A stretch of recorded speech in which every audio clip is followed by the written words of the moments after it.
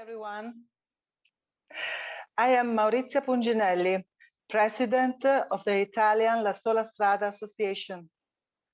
It's a real pleasure for me to welcome you and open the works of this important roundtable.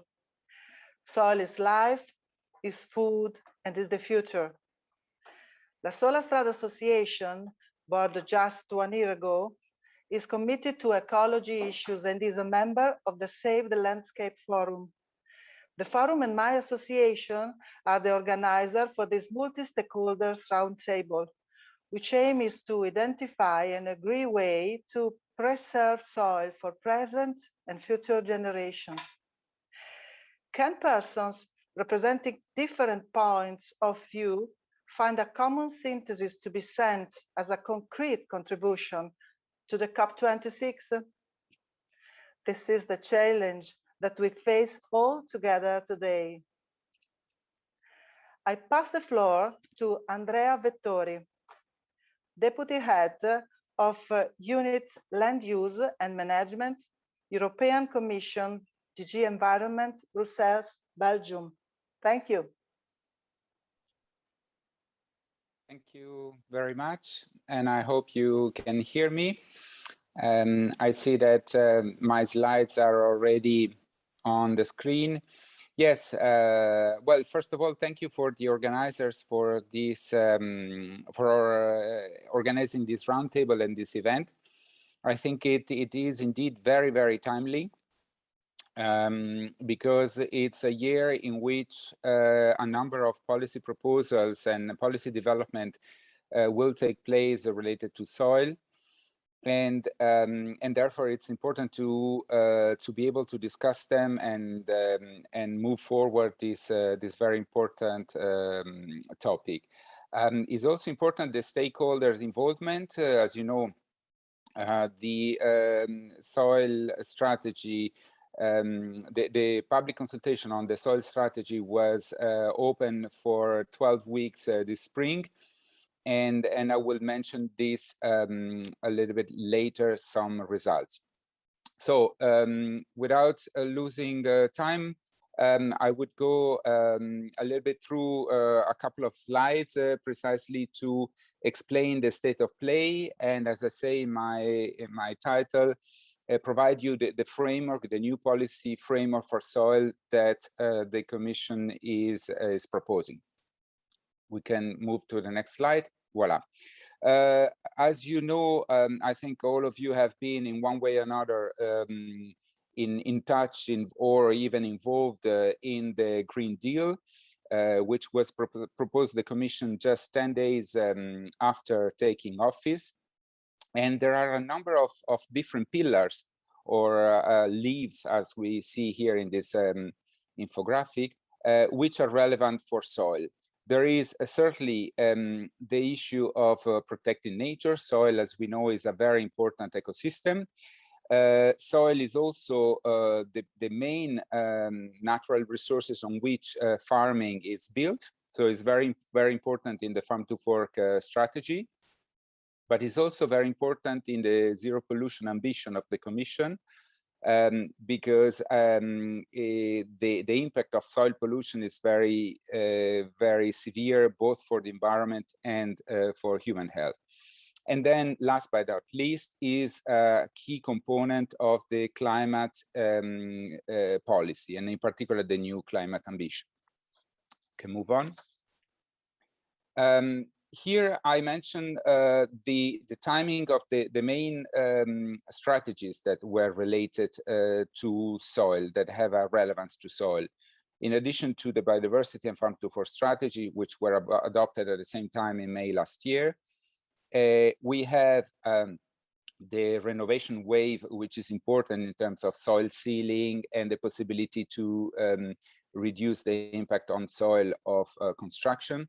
There is the chemical strategy for sustainability, which is also very important to reduce the risk of pollution and the accumulation of contaminants into soil. There is the new climate adaptation strategy, which is very, very important because the healthy soil ecosystem are crucial to be able to, on one side, absorb water in case of storms and floods, but it's also very, very important in case of drought, if healthy soil are able to accumulate water for crops and biodiversity in general. The Commission also proposed an ambitious organic farming action plan, and we know how much this is important for the sustainability of the EU.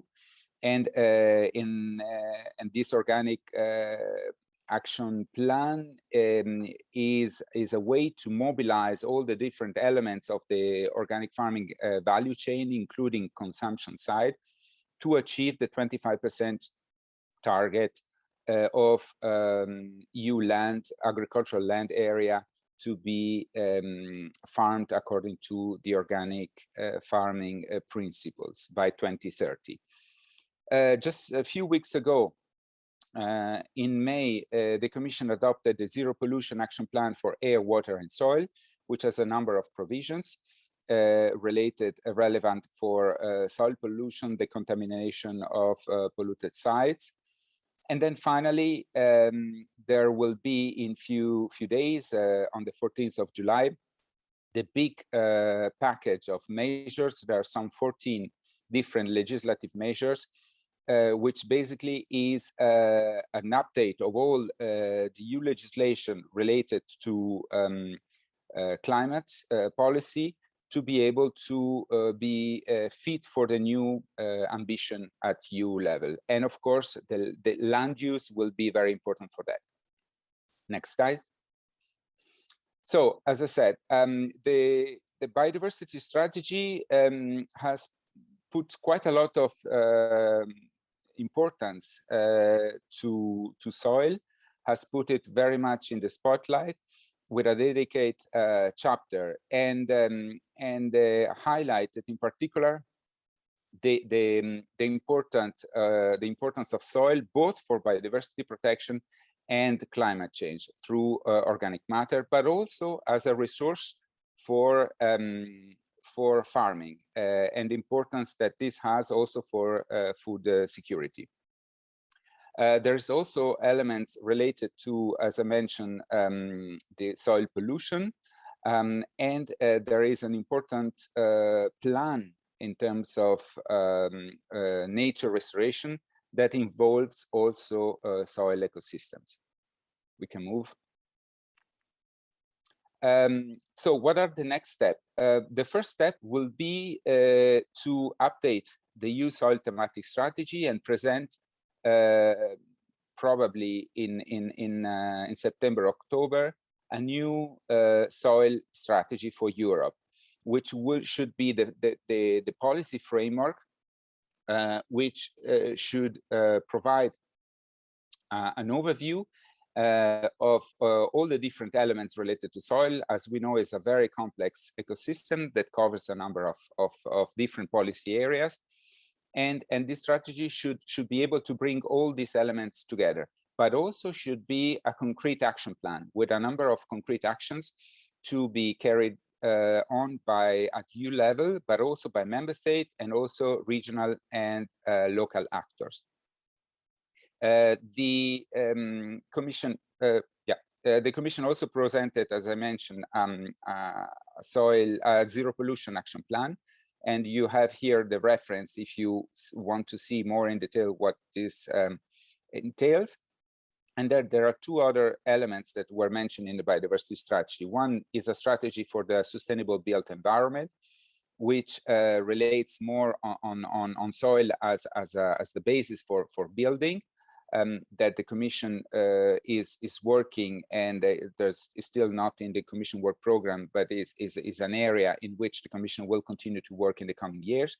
And finally, there is a mission, a research mission in the area of soil health and food under Horizon Europe that should be able to mobilize a significant amount of funding for the development of solutions for restoring soil health and function. Next. So the policy activity of the Commission doesn't stop there. As I said, as part of the biodiversity strategy, there is a commitment to present a proposal for legally binding EU nature restoration targets this year, and to restore degraded ecosystems, in particular those with the most potential to capture and store carbon and prevent and reduce the impact of natural disasters. This is this part of the whole approach to nature restoration to increase the resilience of the EU. As part of the impact assessment of this legal proposal, there will be also the assessment of the possibility of a new wide methodology to map, assess, and achieve good condition of ecosystem so that they can deliver the benefits such as climate regulation, water regulation, soil health, and pollination. And then finally is, as I mentioned, as part of the Fit for 55 package, the new land use change and forestry regulation that basically describes the accounting system of the emissions from land use to achieve the climate targets. Next. So on the soil strategy, as you probably are aware, and probably you participated also in the public consultation, there's been in the last 10 months an extensive activity for public consultation. The roadmap was published in autumn for 4 weeks, and we received 228 replies by the individual citizens, stakeholders, and public authorities. And then a wider public consultation with a questionnaire was open for 12 weeks, and it closed at the end of April with almost 1,700 replies, showing really the interest of citizens for the topic. We also had a number of stakeholder conferences in the past years, and we had also regular discussions with member state authorities in the EU expert group on soil protection. The adoption is foreseen for October 2021, and you see below also the link address where you can follow the developments on the development for this policy initiative. We received, and we're very happy because thanks to the mobilization of a lot of stakeholders, we received really a lot of replies by individual citizens. Almost half of the replies to the public consultation were individual citizens. And Italy was the country that provided most of the reply, followed by Germany, and then France and Belgium. So there are some countries where clearly the civil society has mobilized for this topic. Last slide. This is just to provide you the link to our web pages where you can keep you updated, or where we will keep you updated on the developments on EU soil policy, and where we will publish the different steps of the public consultation when this will be available, but also the strategy and the press release and all the material when this will be available. I stop here for these introductory remarks, and I remain available for any questions you may have. Thank you very much. Thank you, Andrea, for the interesting presentation. Hello, everyone. Also from my side, a warm welcome to all of you. My intervention is to share with you a few ground rules in order to run a smooth event. Around 250 people registered to this roundtable. For the speakers, please keep your microphone muted when you are not invited to speak.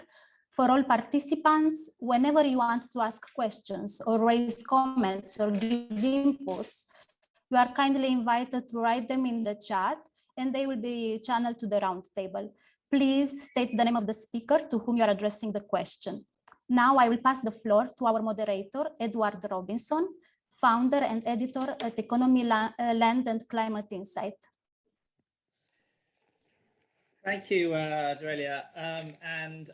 It's a fantastic thing to be moderating this important event and this roundtable. And thank you to Andrea for your presentation to kick us off. There's a lot of speakers to get through in this first session. So we've got 11 speakers speaking in this first roundtable. And then we will hopefully have time for some questions, as mentioned before, and they'll be moderated by me. And the team will be reading the chat to find the questions that we can put to the panelists. So those are the ground rules, as already mentioned. It's a great pleasure for me to be able to moderate this and to listen in on this debate. Without further ado, because we have got a limited amount of time, I will pass the floor to the first speaker tonight, who is Evelyn Jurgensen, who's Associate Professor at the Estonian University of Life Sciences at Tartu. So Evelyn, if you could speak for 4 minutes, please. Thank you. Can you hear me? Yes. I can, yes. Yes, it's nice then. Okay, I start this round table and I speak to you about the land tenure. As you know already that soil is limited and non-renewable resource, and also the land is similarly limited resource. The land area is finite and there is competition for the land use. It's known that over 500 square kilometers of agricultural natural land is converted into artificial areas every year in the European Union. And these changes in land use influence also the soil. So land tenure is evidently essential when we talk about the soil protection. Land tenure influences the soil in the several ways. As my time is limited, I would like to reflect only 2 aspects. The first one is land consumption or land take. If we look at the concept of land consumption, then it goes from the Sustainable Development Goals and land take from the European Union documents. Their meanings are slightly different. However, they handle land tenure changes where mainly agricultural, forest, and other natural land are going under the artificial areas. Land consumption and land take mostly brings along the soil sealing that reduce valuable soils. Land take puts pressure on agricultural land, which is essential from food security and also the other security perspectives. In its roadmap to a resource-efficient Europe, the European Union has indicated its aim to achieve no net land take by 2050. Is it possible to achieve this aim? According to result of one project, the name was Surface, the challenge is how to tackle the issue of land take, how it is possible to measure and monitor the land take if the concept is confusing or missing in several European countries. In this case, the monitoring and activity cannot be targeted correctly if it's not very well understand what is the land take, for example. And second aspect that I would like to reflect on is land use by the agricultural producer. It is decisive how they use the land and soil for production. Following my specialty, I would like to bring out the structure of agricultural land use and users that are again many featured. The fragmented land use, if we talk in geographical sense, can be a problem for the agricultural producer, and it is not sustainable if they need to travel from plot to plot. On the other hand, intensive land use may not be the best solution either.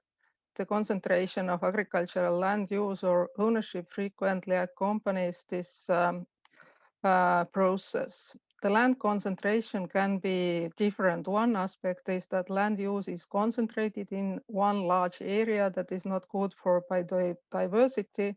Another aspect is that land use or ownership is concentrated only on several persons. The previous one can cause problems to the environment and soil, such as growing monocultures or overcrop. However, there are collateral problems as rural development. Of course, the best is to find the balance between fragmentation and concentration. Here, I would like to conclude and say that there is a need for a well-balanced long-term plan for land use in Europe that considers climate change objectives for the European Green Deal, sustainable development goals, and soil protection. Also, the land policy is a matter of member states. Still, the framework for catching the common aims should exist. Thank you for your listening my ideas. Thank you, Evelyn, and thank you for staying to time. We'll have lots of chance to discuss some of those ideas in the discussion later. Our second speaker is Natalia Rodriguez Eugenio, and she is a member of the Global Soil Partnership Secretariat at the FAO and is a land and water officer based in Rome, I think. Thank you so much for inviting me to be in this meeting, and good evening to everyone and to all the participants. Well, as we know, the main problem with our soils is that they have long been considered as a productive system only, capable of supporting any intervention, unlimited and unalterable on human time scale. But improved knowledge of the state of our soils and a better understanding of their functions and the ecosystem services that they provide has led to a paradigm shift in the way soils are understood and are now considered as a living and fragile ecosystem. But problems persist: overexploitation of soils, monocultures, and intensive agriculture, and the use of soils for the deposit of highly toxic substances, just to name some of them, have led and continue to lead to a rapid degradation of this essential resource. It is estimated that 1/3 of our soils show a medium or high degree of degradation, and this trend continues. We must therefore focus our actions on preventing further degradation and restoring degraded soils. Sustainable soil management, in line with the principles of the revised World Soil Charter and the voluntary guidelines for sustainable soil management, including many of the practices that we will hear about today, such as agroecology, conservation agriculture, regenerative agriculture, etc., provides an enabling policy and implementation framework to address the multiple processes and causes of soil degradation. Through sustainable soil management, we can restore the health of our soils to ensure food security, resilience, and climate change mitigation, and the conservation of unique ecosystems and biodiversity, essential for our survival and well-being. But we cannot protect and conserve what we don't know, right? That is one of the biggest problems of our soils, because they are not easily visible. They are often forgotten or unknown. Therefore, improving knowledge, awareness, and education about soils at all levels is the first step in order to ensure healthy soils for everyone. We need to improve basic and applied soil research. Soils can offer many solutions to some of the most pressing environmental and social challenges of our time. It is also important to develop monitoring systems at national, regional, and global levels, based on concrete indicators that allow us to reliably determine changes in soils following certain interventions. And finally, we must invest heavily in strengthening policy and awareness raising. Soil observatories that include all stakeholders and also involve citizen science are a great mechanism to both improve soil data and information for informed decision-making and for raising awareness. Combining new technologies such as remote sensing with physical data collection will improve also the state of knowledge, will identify priority areas for intervention, and improve the knowledge transfer chain from science to policy and land users. But improved knowledge, effective design of solutions, and an enabling political and socioeconomic environment, and ultimately effective implementation of sustainable soil management can only be achieved if there are platforms for dialogue that include and give voice to all the stakeholders, such as this event we are here today, from academia to policymakers, the private sector, farmers, and the civil society. And this is the role of the international organizations and what the Global Soil Partnership aims to be. Basically, an open space for communication and exchange, with the benefit of being part of the United Nations that brings together representatives of the governments of 194 countries and allow access for this forum also to other stakeholders who otherwise could not be heard in such a political arena. And together we can be a game changer. So these are my ideas for today, and I'm really looking forward to further discussion. Thank you very much. Thank you, Natalia. Our next speaker is Eleonora Evi, and she's an Italian MEP and a member of the European Green Party. She's also a member of the committee, the committee in the European Parliament on Environment, Health and Food Safety. So she comes from an expertise background there. Eleonora. Thank you. Thanks so much for kind invitation. It's a pleasure to be here to participate to this very timely event. It's timely because of all the reasons that the Commission has already explained. But I would like to start with a good message, with a positive message, which is that the European Parliament has clearly called for a binding law on soil.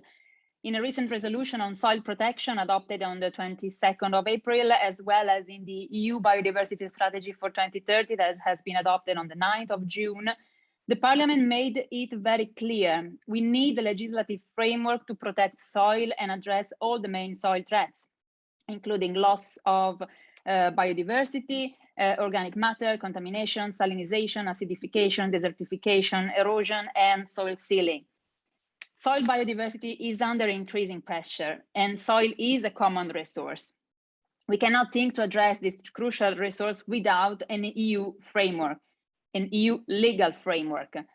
We need common definitions, clear targets, and a monitoring system. And I would like to recall that the cost of inaction on soil degradation in the Union exceeds 50 billion per year. And the common agricultural policy, accounting for a third of the EU budget, could have been a powerful tool to move away from the current intensive agricultural practices, such as synthetic fertilizers and pesticide application, monocropping, and intensive livestock farming, which degrade the soil over time and cause a cascade of problems which even more than man-made inputs are needed. We could have used these resources to enable the transition of the agricultural sector towards a sustainable and regenerative agriculture that seeks to improve soil health and its capacity to sequester carbon and store water. Instead, unluckily, on Friday last week, the European Parliament, the Council and the Commission struck an agreement on the CAP reform post-2022, which confirms basically the status quo, meaning that until 2027, the EU will continue financing with public money industrial agriculture practices which further endanger soil. I don't want to go into the detail of the agreement and all the parts related to soil, but basically the eco schemes that were there are not enough to protect soils. The space for nature that was a part of the Green Deal and the target, the 10% target for nature in agricultural land is not present, and just a small amount of arable land of 4% will be devoted to non-productive areas. So we didn't make a good agreement on the CAP for soil. And the increasing deterioration of our soils is evident.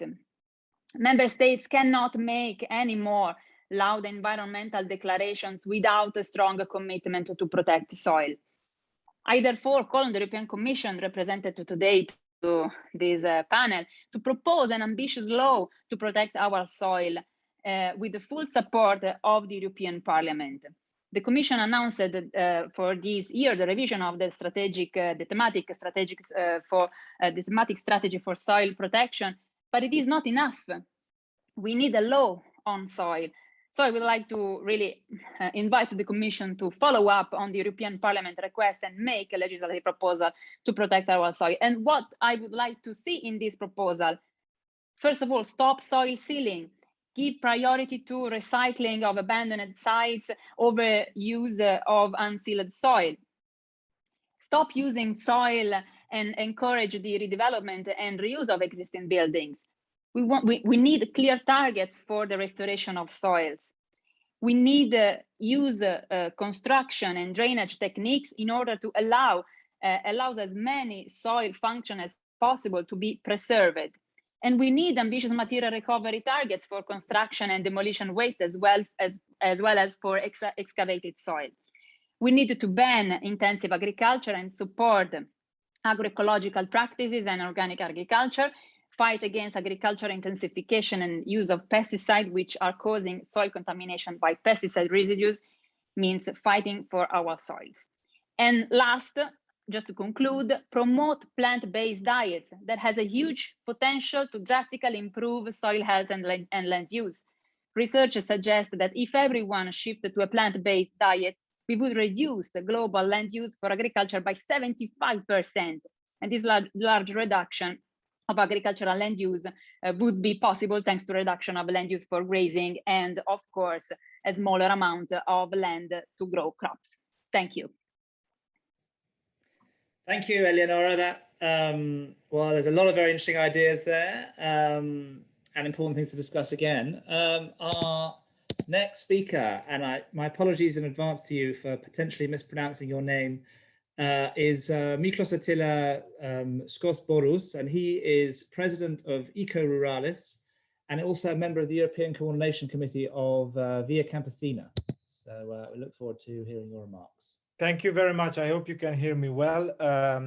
You pronounced the name almost correctly, so I would like to continue the uplifting speech that Miss Evie has delivered, and I cannot resonate more. And I would just like to feed into that, actually, with our discussion. And our discussion is much more to put the question of where are the roots of our resilience? Yes, and what does soil stand on? And what is that important parallel discussion that has to be taken when we want to safeguard soils? And that is the right to land. And the right to land goes in parallel with conservation of soils. And we need to look at those people who practice agroecology and who safeguard soil and who produce food while safeguarding soil for the next generation. So I just wanted to bring an iteration on the land issues that have a major social and environmental and economic impact across Europe. As probably many of us know, 3% of Europe's farmers are basically controlling 50% of the European farmland. That's a land concentration on a highly escalated level. What is happening on these lands? It's industrialization, strong use of pesticides and strong depletion of the soil nutrients, and also the decreasing of biodiversity. Everything is happening on those soils on which we are talking today to remediate. So as one of the key underlying factors in this wider agricultural debate, the land policy is critical for understanding and shaping the future of European farming, and especially it was mentioned the European Green Deal and the Farm to Fork strategy. So we need to pay attention to access to land and the right to land, that they play a key role in the employment, also in the vitality of rural areas and the vitality of soil. So if we want to solve the issue of soil, then we need to support those who are farming and conserving soil. Like myself, I'm a young agroecological peasant farmer from Romania, and I'm basically digging in the dirt and in the soil every day, looking at it, observing it. So it's important to involve these actors in all these debates. So nevertheless, despite these evident synergies with the climate and social goals of the EU, ensuring access to land for small-scale farming and other communities and minority groups is often overlooked.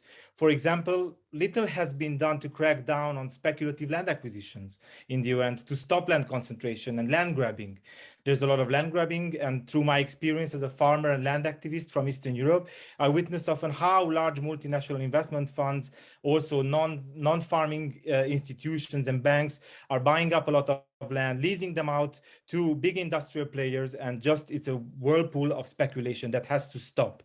And for this, near the soil strategy, Europe needs a land strategy. Right now, Europe says that land is of national competence. Well, indirectly, the European Commission and the European Union in general influences land use because of the cap and because of the way the subsidies are given. As more you own, the more you get. So this needs to change. And I'm sorry to say that it does not reflect the common discussion on the cap. So it's also, we need to face that there's an aging farming population. So what will happen to the land that the farming population that is coming out of farming leaving behind?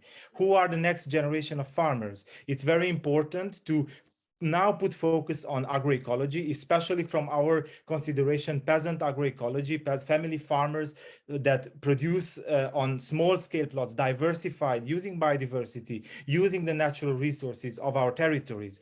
And I would just like to end and bring up one very important element. What is soil and what is land? Well, for us, land is not just a mere commodity or an asset that is to be shared, wheeled and dealed. So it's a common resource. It's a living territory. It's a natural landscape. This needs to be acknowledged on a European level. We have a deep and abiding relationship with the land, and we build care and appreciation. And we consider that we hold land in trust. And we as Europeans hold land in trust for future generations. So we are stewards of the land. Very important. And my final point that I want to make, there's a lot of discussion about how to use soil as a sink for carbon. Well, ladies and gentlemen, soil and land is not a sink. It's not an asset. It's not, they are, as I say, it's a living territory that we need to all take care of. So while there's a lot of discussion about carbon trading, let's not involve soil in that discussion. Soil is not for carbon trading. Soil is for producing food in a way that we preserve those soils for future generation. And I would like to end with that, and I'm very looking forward for the debate. Thank you. Thank you very much. Those are very powerfully made and very eloquently made points. So I look forward to hearing people's responses to those. Our next speaker is Eric Gall, who is Policy Manager and Deputy Director of IFOAM Organics International. So Eric, the floor is yours. Good evening, and thank you for your invitation. I actually represent IFOAM Organics Europe, the umbrella organization for organic farmers across the European Union. And actually, I mean, as you know, organic farming is very much about healthy soils. That's one of the founding principles of organic farming. It's by no coincidence that our members in the United Kingdom are called the Soil Association. Organic farming was very much born from the awareness that, you know, the new modern industrial practices were actually destroying soils and our natural resources as well. And it's very good news that the European Parliament called for European legislation to protect soils because, like Andrea Vettori knows very well, already 15 years ago, the Commission presented a directive to protect soils, and this was refused by member states and mostly by Germany and France to a large extent. And we know that member states are extremely reluctant to let the European Union influence their land management power, so to speak. But we do have already policies that have a huge impact on the state of our soils, and some of them were already mentioned. Of course, we have a common agricultural policy, and the organic movement very much shares the disappointments that some of you expressed, and the disappointment of civil society by the low ambition of a deal that was reached last week between the Parliament and the Council. And in particular, we would like to see much stronger link between the CAP and the Green Deal and the Farm to Fork and the biodiversity strategy.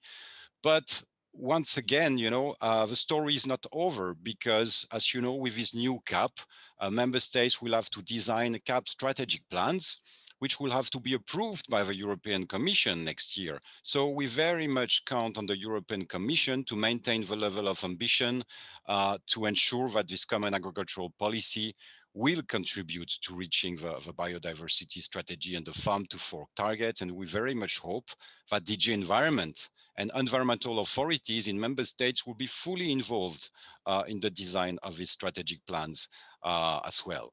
Then we have the climate policy as well. Andrea talked about the Fit for 55 package. But the Commission is also working on the carbon farming initiative, which is to be presented before the end of this year. And on principle, it could be a very good thing because it draws attention on the need to have more carbon in soils.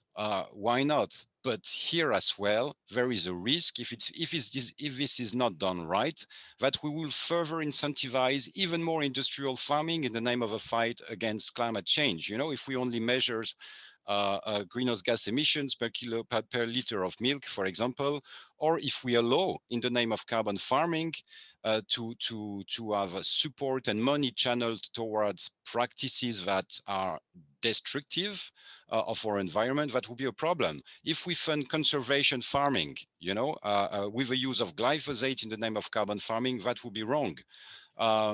Regenerative agriculture, I'm fully aware it's a new buzzword, but you know, it's not legally defined. If the baseline is agroecology principles and organic farming with no use of synthetic fertilizer and no use of synthetic pesticides, fine.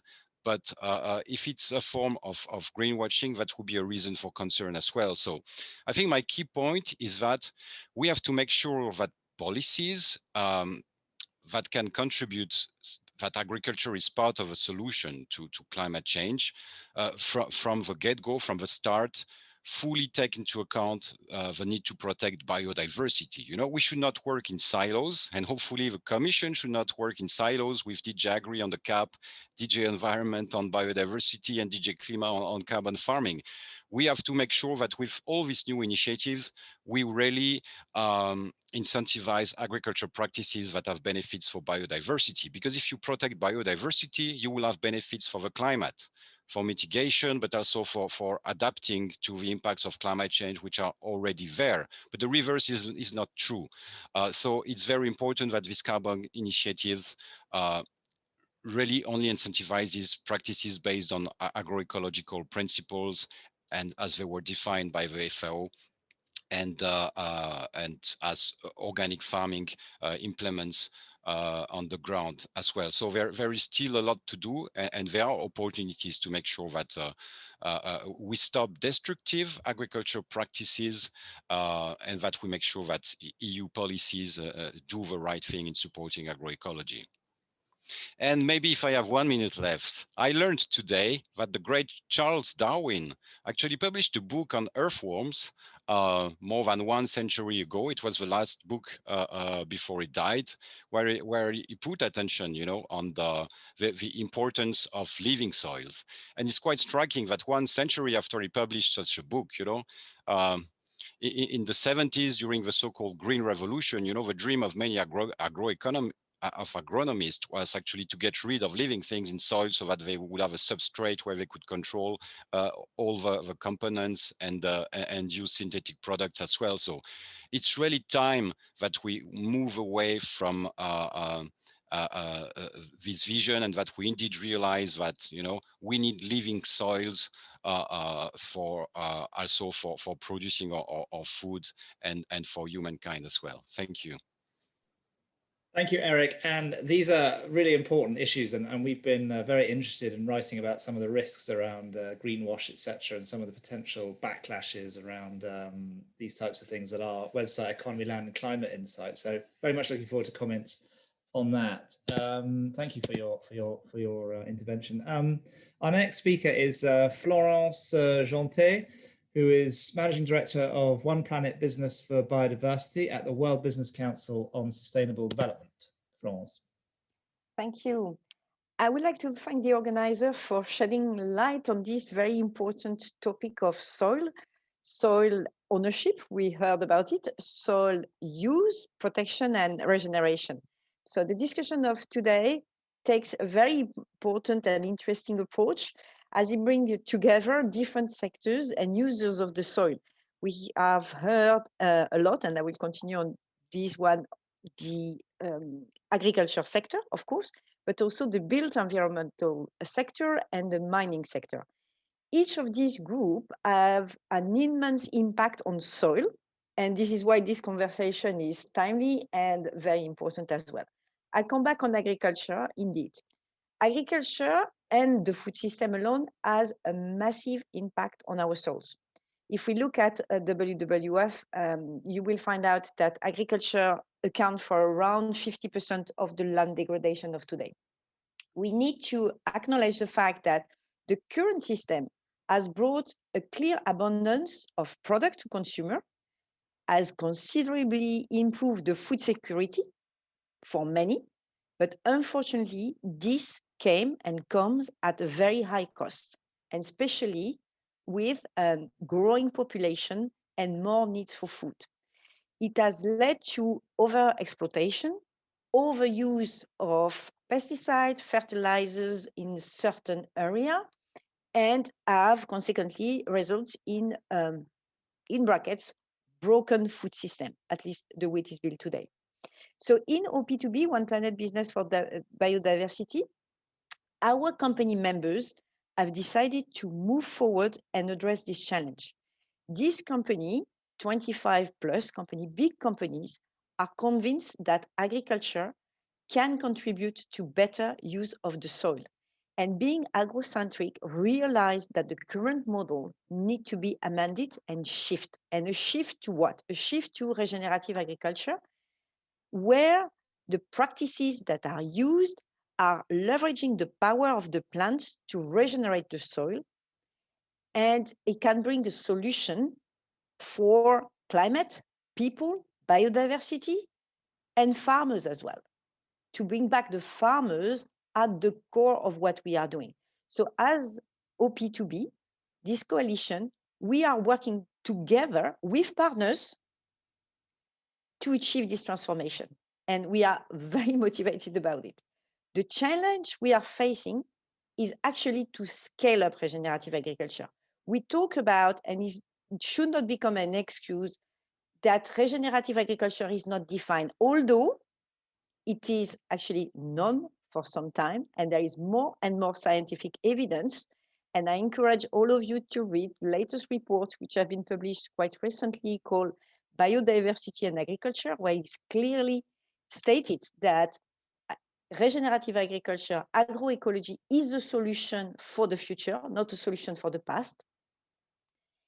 The challenge to scale it is about funding local adapted solution. Why? Because by definition of it is moving away from the highly concentrated, harmonized, homogenized system that we have, and find what is climato, geophysical, and of course, agronomic relevant. And this required a lot of changes in the system. And by definition, none of the actors are welcoming without understanding why this system changed, which is ahead of us. So the main challenge is also transforming the consumer habits, because it's nice to be really willing to change, but without creating the demand and reconciliating the farmers with the demand is not going to work.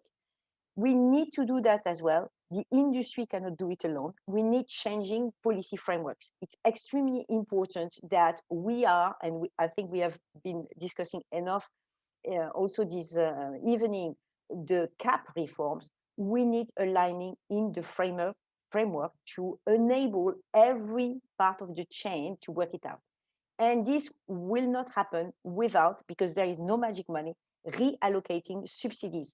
We all know that there is massive amount, and OECD has been publishing, and I'm sure we can extract how much in Europe subsidies are going to toxic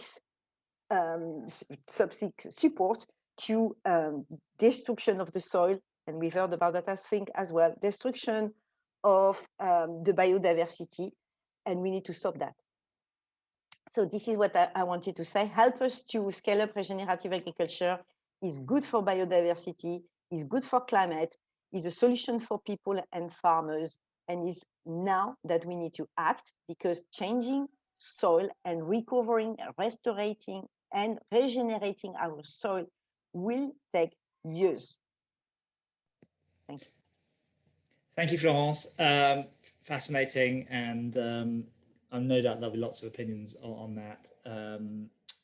And on agroeconomy generally. Our next speaker is Paul Cartivel, who is president of the European Construction Technology Platform. So Paul, hand the floor to you. Voilà. Good evening, everybody. Bonsoir tout le monde. Buonasera tutti. I speak also something else than English. So apparently all the people I heard so far are the good guys. So I feel a bit like the bad guy because I represent the construction industry. So, and I really love that challenge because I'm an agronomist by background. So at least you know that even though I'm working for the construction sector, when I speak about how important the soil is, how important biodiversity is, I feel it from my heart also. And before working for the private sector, when I was much younger, I worked for the Commission and the Parliament and even FAO. So all the people I heard before, I was really super interested by all the things I heard so far. Basically, what I wanted to say is that this year is an important year for soils. So many things are happening. So we have to play it right all together. It's really important. And my work in Brussels is really to represent construction in innovation. So within Horizon Europe program and also in smart cities activities of the Commission. So I try my best to make sure we integrate all those sustainability principles. Listening to all the comments, I wanted to add something from what Andrea Vettori said on so many texts about soils. We should mention also the regulation on sustainable investment, the framework for sustainable investment, also called the taxonomy, because there you realize that when they talk about impact on biodiversity, especially for buildings, they mention what are you going to do on soils. So even in that regulation, which is being discussed still now for its more delegated acts, it's very complicated. Soils is also there as a very important element. What is important to see also is that construction sector is part of the problem, then part of the solution. You are not waiting for regulation. Basically, we do work a lot on urbanizing without sealing. So trying to find solution to manage water, but not only water. We think that the surface area in a city is very important for temperature control. So the comfort of people in the city. So this also goes with organic management, with plant management and all those elements. So this is important. And not only not sealing the soil, but we also work on doing local storage of water. So that there is major rainfall, we adapt by storing water in some unusual places underground before throwing it to all the parts where it's supposed to go, and it doesn't, the rivers don't go outside of their beds. It's really important. So we work already now on those solutions. It's really important. I have an anecdote also for you, which is a bit different, to show you the importance of soil management. It happened in France to us. We were supposed to develop a building of apartments in the south of France, and the regulator said, you cannot seal more than that percentage of the surface of the land. So we said, okay, fine, we'll do it, but then we'll build a bit higher to have the same number of apartments. Then they said, no, you have a limited number of floors also, that's also in the regulation. They said, okay, so we'll do less apartments. And the consequence of all those regulations is that there are less apartments that are more expensive. So this is unusual. We never thought about having a regulation that in the end makes it more expensive for people to buy apartments. So you sometimes have to think about unusual things. Something else that I don't think I heard here before is let us not think only about Europe, because what Europe does is then copied or influences what happens in other countries. And I would like to speak about Africa here, because urbanization is going to be massive in those developing countries and continents, and it's going to be wild. The problem of soil sealing is going to be so much harder than in Europe. And I'm glad the FAO is represented here, because I worked in Africa in the 90s for FAO. And I think that the regulation that Europe is setting up has to be as excellent as possible so that it can be transferred to other places. I can tell you from contacts I had that if the EIB pushes the same rules in Africa as it does in Europe, we're going to have some problems, because it's really very complex. The regulatory environment is really complex for the moment. So let us think about really efficient regulation that can be easily applied also outside of Europe, because for the whole planet and for soils all over the planet. This is really important. Otherwise, we will have no influence and it's going to be wild urbanization everywhere. Finally, let's speak about schools also. I think we need to educate at school level. It's really important that this reality of soils gets a bit exciting from earlier stages. I think I will finish here, not to make it too long, and just tell my Italian friends here that as a Belgian, meet you on Friday for Italy-Belgium in the Euro Football Cup. And good luck to the French who are playing tonight. Buonasera a tutti, era veramente, e non è ancora finito, un panel molto molto appassionante. Grazie. Thank you, Paul. That will be an interesting match. And for bringing that international perspective and also the perspective of the construction sector there. Our next speaker brings a different background. So Matilde Cassa, who is Mayor of Loriano, which is in the Turin area, and she's also an agronomist and a farmer. So Matilde, I hand the floor to you. Hello, everybody. Thank you very much, first of all, for the invitation.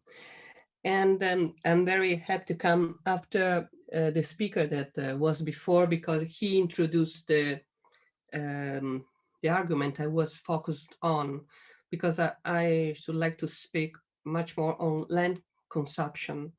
And I want to focus my speech in particular on it. And I want to do that telling my story. And that's the reason why I'm here to speak about land consumption, because my story and my life are closely connected with soil. My studies, and as you know, I'm an agronomist, and my work, in fact, have a lot to do with soil. But the reason why it became an important part of my life in a certain period has nothing to do with my job or my study, but with my church. Since then 10 years, I'm a mayor of a small village in North Italy. And in 2013, the town council of my village approved a new zoning plan. In that zoning plan, the building areas were reduced. I did that, first of all, because as an agronomist, I know the importance of soil, of course. As a mayor, I know that we don't need any more buildings because 1/3 of the houses in my town are empty. And everybody knows that overbuilding is one of the main causes of hydrological disaster. Very soon I discovered two things. I discovered that it was the first case in Italy that a zoning plan reducing building areas.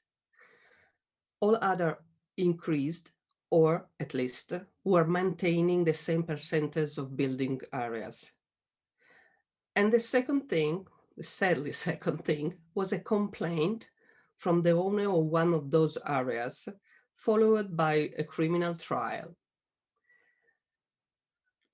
Fortunately, as you can see, I'm here free to tell you the story and not in jail, paying more than 100,000 euro, what they asked in the 2 years of trial I had.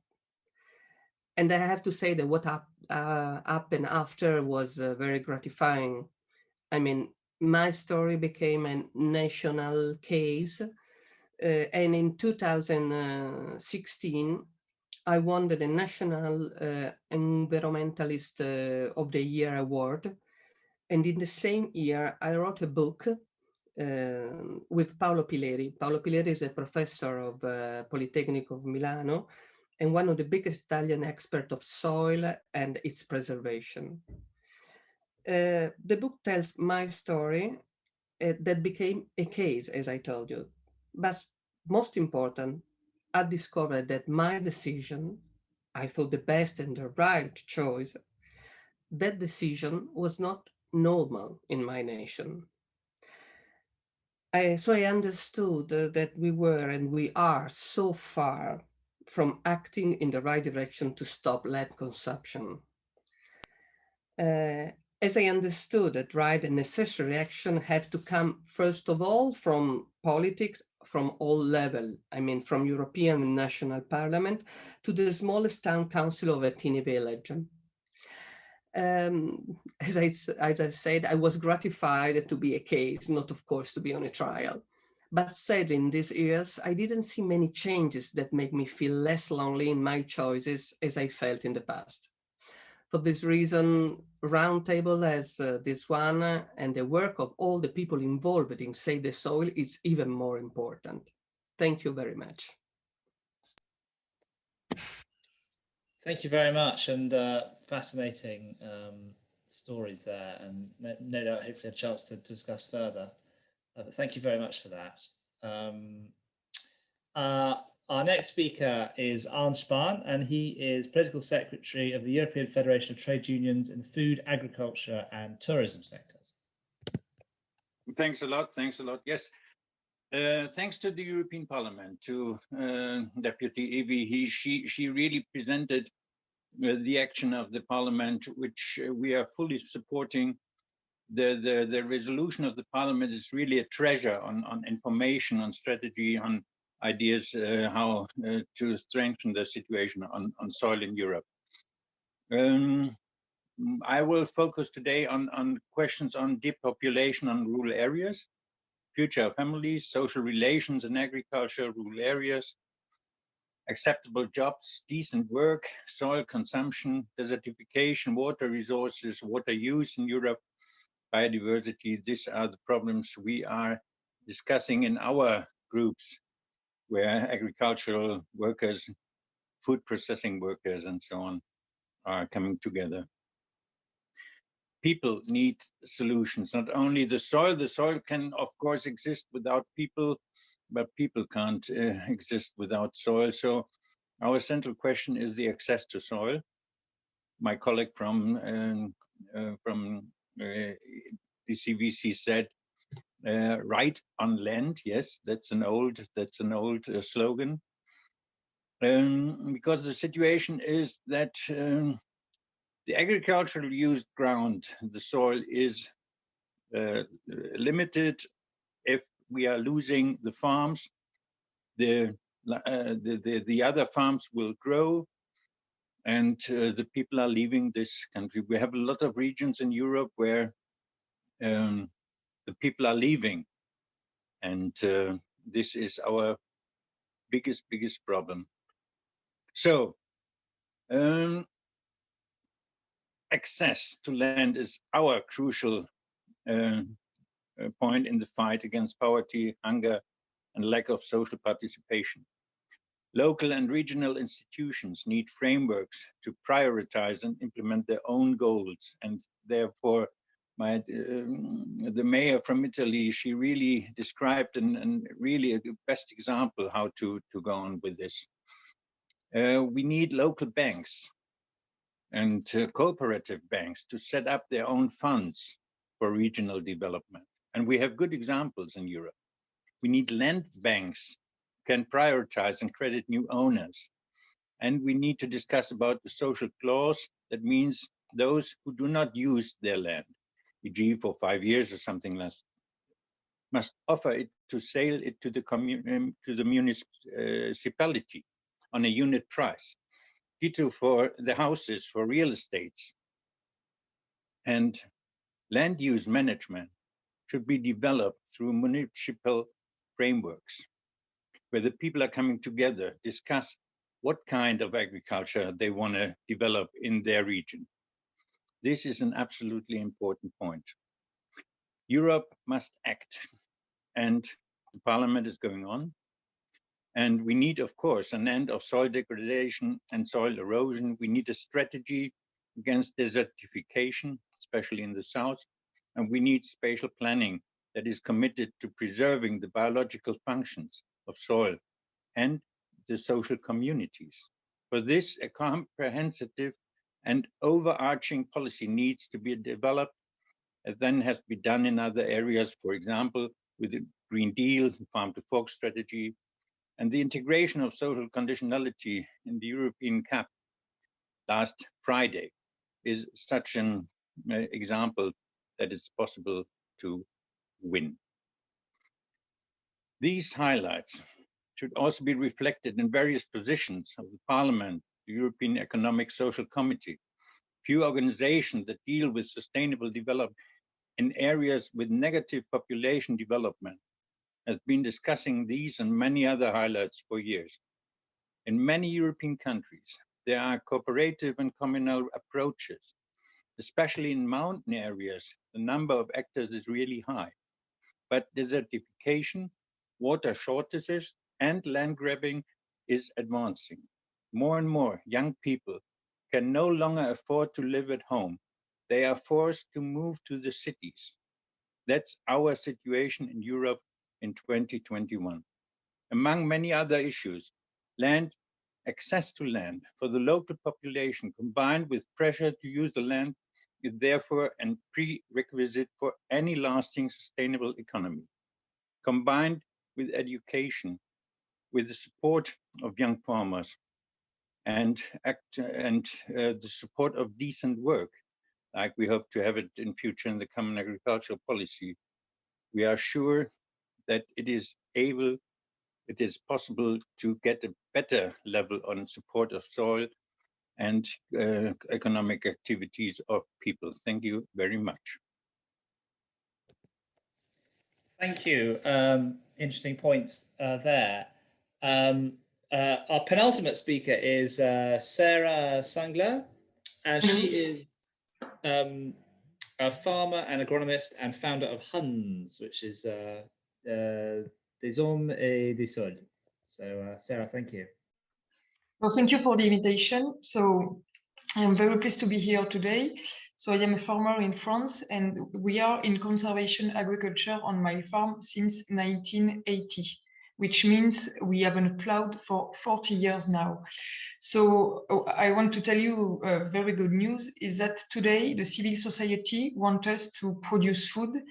They want us to keep the biodiversity, to clean air, to clean water, and to mitigate the global warming. And today we know how to do that. Because actually with the conservation agriculture, we know how to produce food while protecting the environment. We do both of them. And today we don't have to oppose the food production and the protection of the environment. So in my mind, when we are talking about soil degradation, the problem is not a pesticide problem, it's most an erosion problem. And if we have erosion, it's due to intensive tillage. What we see all around the world is that each time we till the soil, we have, even with Mintil, we create desert. If you go to south of France, at the moment, we have some farmers who have to quit farming because they cannot produce anymore. If you go to Egypt, Iran, Iraq, today it's desert, whereas by the past, it was the fertile valley, it was the Mesopotamia. So if we want to have a good sustainable soil management, what we need is to focus on results and not to focus on means. Because if we look at means, at the end, we don't produce anything. And what we need today, I am a farmer, I need the tools to keep on having good soil. When I talk about the tools, I need fertilizer. Because if I have fertilizer, the more biomass I will produce, the more organic matter I will let in the ground, and the more soil I will let for the future generation. What we also need in conservation agriculture is glyphosate. So I know you will disagree with me, but just keep in mind that today, if we have restored the soil fertility, it's thanks to glyphosate. Because in my fields, what I see is that the soil stays in the field and doesn't go in the water, doesn't go away. What we see with erosion, with intensive tillage, is that the soil goes away. And we need to involve farmers, because we often talk about involving the civil society, but we need farmers at round tables like today. And when you do laws, you need to involve farmers' associations and to support these associations. We have an association in France called APAD. We also have an international network called the GCAN, which is the Global Conservation Agriculture Network, which is a network with many farmers from South Africa, South America, USA, Australia, France. And what we see with this network is that we can help us, because the best transfer we have is when farmers talk to other farmers. So my message today would be, please let us the tool to be farmers and to improve the soil fertility, because if we do sustainable intensification, the more food I will be able to produce on my land, the more natural land I will be able to let for wild animals. And the other message is that we already know how to produce and protect, and we just want you to trust farmers.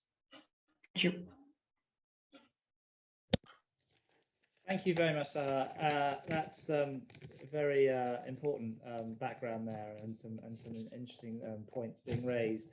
Our final speaker is Eleonora Bonifacio, and she is professor at the University of Turin in the Department of Agricultural and Food Sciences.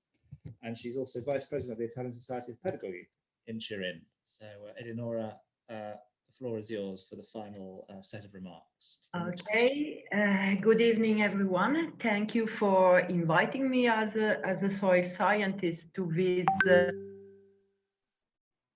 round table. The first thing I want to say is that it clearly appears that soil has a main problem, one main problem. It provides too many ecosystem services. But what I'm not sure has emerged till now, and apart from the last speech, is that very often these ecosystem services compete with each other. And this occurs also naturally, because, for example, in forest soils or in a natural or semi-natural environment, the provision of nutrients for plant growth compete with the carbon, with the soil's carbon sequestration capacity. So in natural or semi-natural systems, sooner or later, an equilibrium is reached. Obviously, the situation is much more complicated with anthropic disturbances, because, for example, we all know, and we heard about that soil also support infrastructures. But when it is used for supporting infrastructures, then it will lose the ability of providing other ecosystem services. Well, I think that it's a question of analyzing costs and benefits and setting priorities.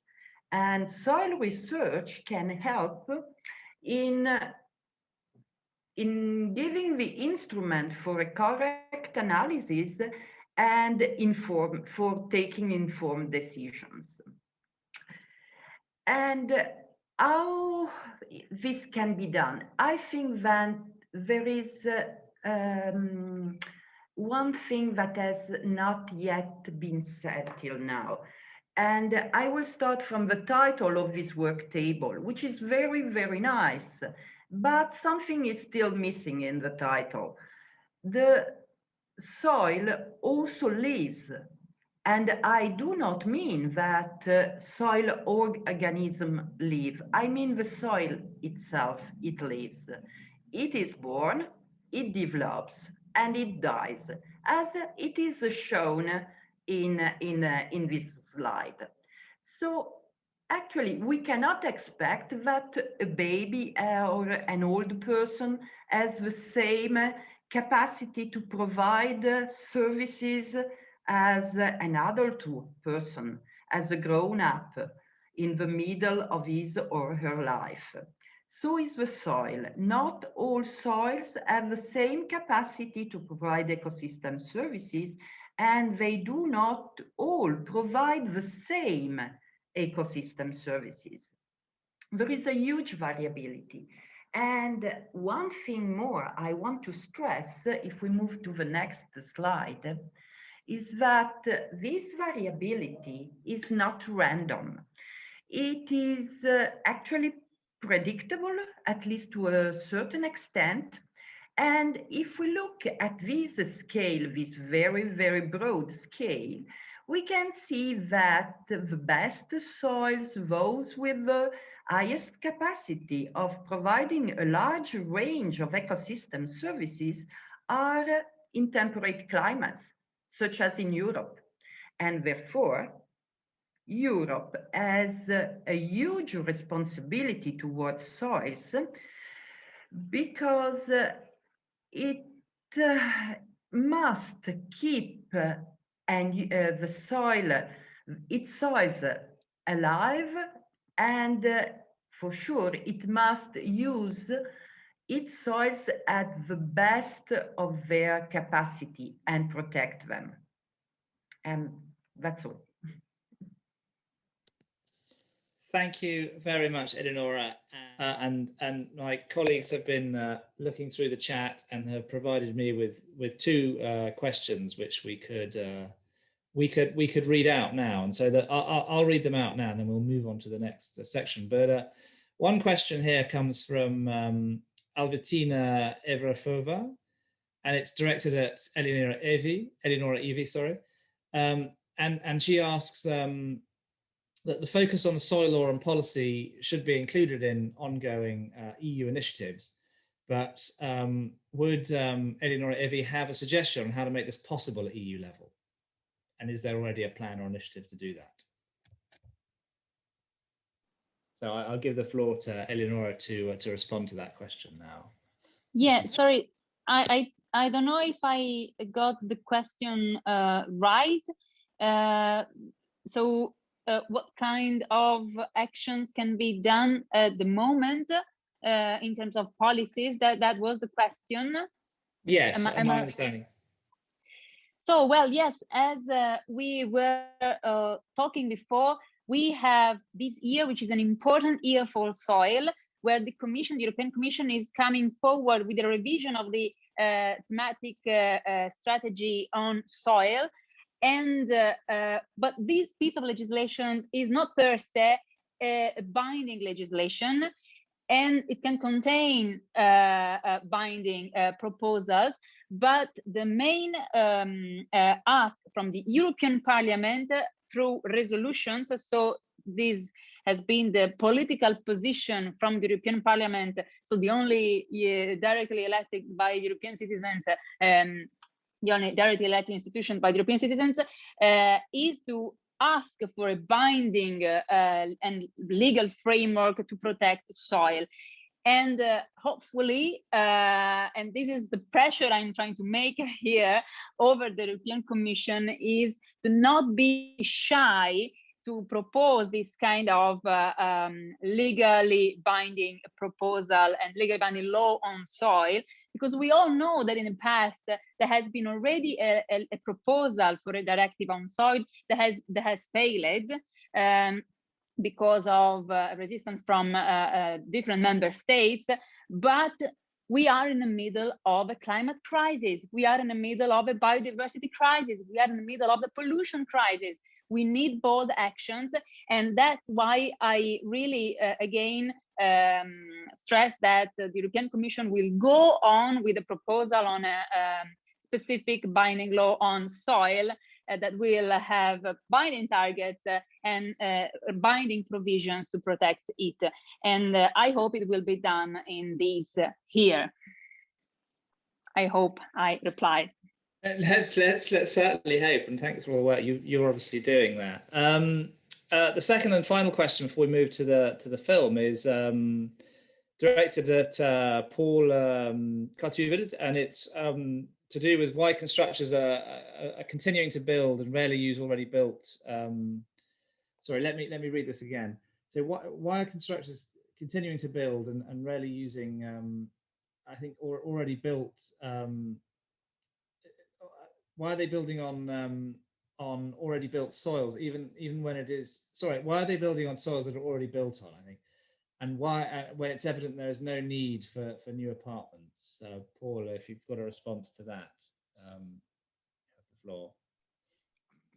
I already gave a little answer in the chat, actually, just by saying that it's not true that we only build on new land. We also do build or rebuild on already used land or poor, degraded land, especially when it's been filled with toxic products. And I mentioned in the chat that sometimes it's even worse because we've had sometimes sites where it's old military sites and you dig and there is explosives there also. So it's quite complicated. So we do a bit of everything. And for the moment, of course, there's a lot of tendency to regenerate old industrial sites and therefore redeveloped already used land. We do that quite a lot. So, and also the important thing is that it's not the construction company who decides, you know, we do the construction, but it's the owners and the local authorities who decide what is happening. So we are not the policymakers and the deciders. What we can do as a construction company is to provide the best solutions. So if a tender is well written, and if the tender is written to say, okay, you're going to build on this land, but you have to respect some sustainability rules, then construction company have to come forward with good solutions. That is important. So we need to bring in experience and a positive solution for sustainability. Voilà. Sure. Well, thank you for that answer, Paul. I think that was quite clear. Okay, so we're coming up to about halfway through the roundtable, and we're now going to watch a short film. As by way of a short break, we'll have a film by Ricardo May, and it's called "I Am the Soil," and it's sort of speaking for the soil, as we've heard from people who work on the soil, etc. And so this is a film that's trying to put the perspective of the soil itself. So I'll hand over to the technical people who are going to be putting the film on for us. It's a short film, so I hope you enjoy it. Hi there. My name is Soil, Soil of the Earth, or just Soil for my friends. Nice to meet you. Well, I'm here with you today. You're talking about me. I am the soil, so... But what's the matter? What? You didn't invite me? Ah, I see. No, it doesn't matter, okay. But wait a minute. I didn't invite you either on this planet. So let's forget about it, okay? Let's do something, how do you say, let's make the best out of a bad situation. Put a good face on it. So here we are. Welcome here. How are you? Maybe you didn't realize it, but I do live with you in your houses. Yes, of course. Don't you have some flowers, ornamental plants, gardens, flower pots? That's it. I'm always there. You can find me anywhere around you. Or, to be honest, I should say, under you. Yeah, because you've put me under your houses, under your asphalt, under your cement. How would you feel having some cement over your poor skin, blocking water and air too? I just want to breathe in open air, as I always did. You know that thing over there, in the meadows, the valleys, the hills.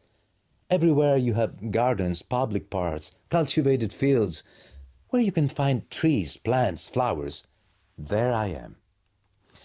And since I have some valuable properties, all my friends, the plants, they want me. And they don't give up. They grasp me tightly with their roots. You all know how some plants are. And all of them saying, "Stay with me, I beg you. Come on, you are so fertile. Come on." Well, I'm actually able to... Got it? Do you understand? What can I do? I can make things grow and bloom everywhere. Let's say that without me, human beings could not exist. I'm talking about you. Yes, you. It's been too long that you've been treating me like mud, trash, garbage, dirt. Don't you understand? I'm only the first layer, a gossamer skin of this planet. And that I'm actually alive. Yes, sirree, of course, because in my home, I give hospitality to millions, I would say billions of microorganisms of every shape, size, and color. And then they are the ones that make your food grow. But lately,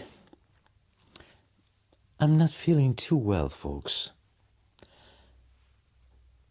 To be honest, I'm in pieces, exhausted, sick, even a little poisoned. Because of you. You have reduced me to less than half of what I used to be only 100 years ago. Are you listening to me? I'm turning into dust. Dust. Well, if you understand this, you could also understand that you should treat me with some respect. Are you still going to eat, right? Therefore, you should treat all my family respectfully. My mother, the earth, and my father, the sea. I'm a young guy. I'm just a few dozens of thousands of years old. But they were here a long way before you. And we do not need you. But you do need us. Bye, man. And good luck.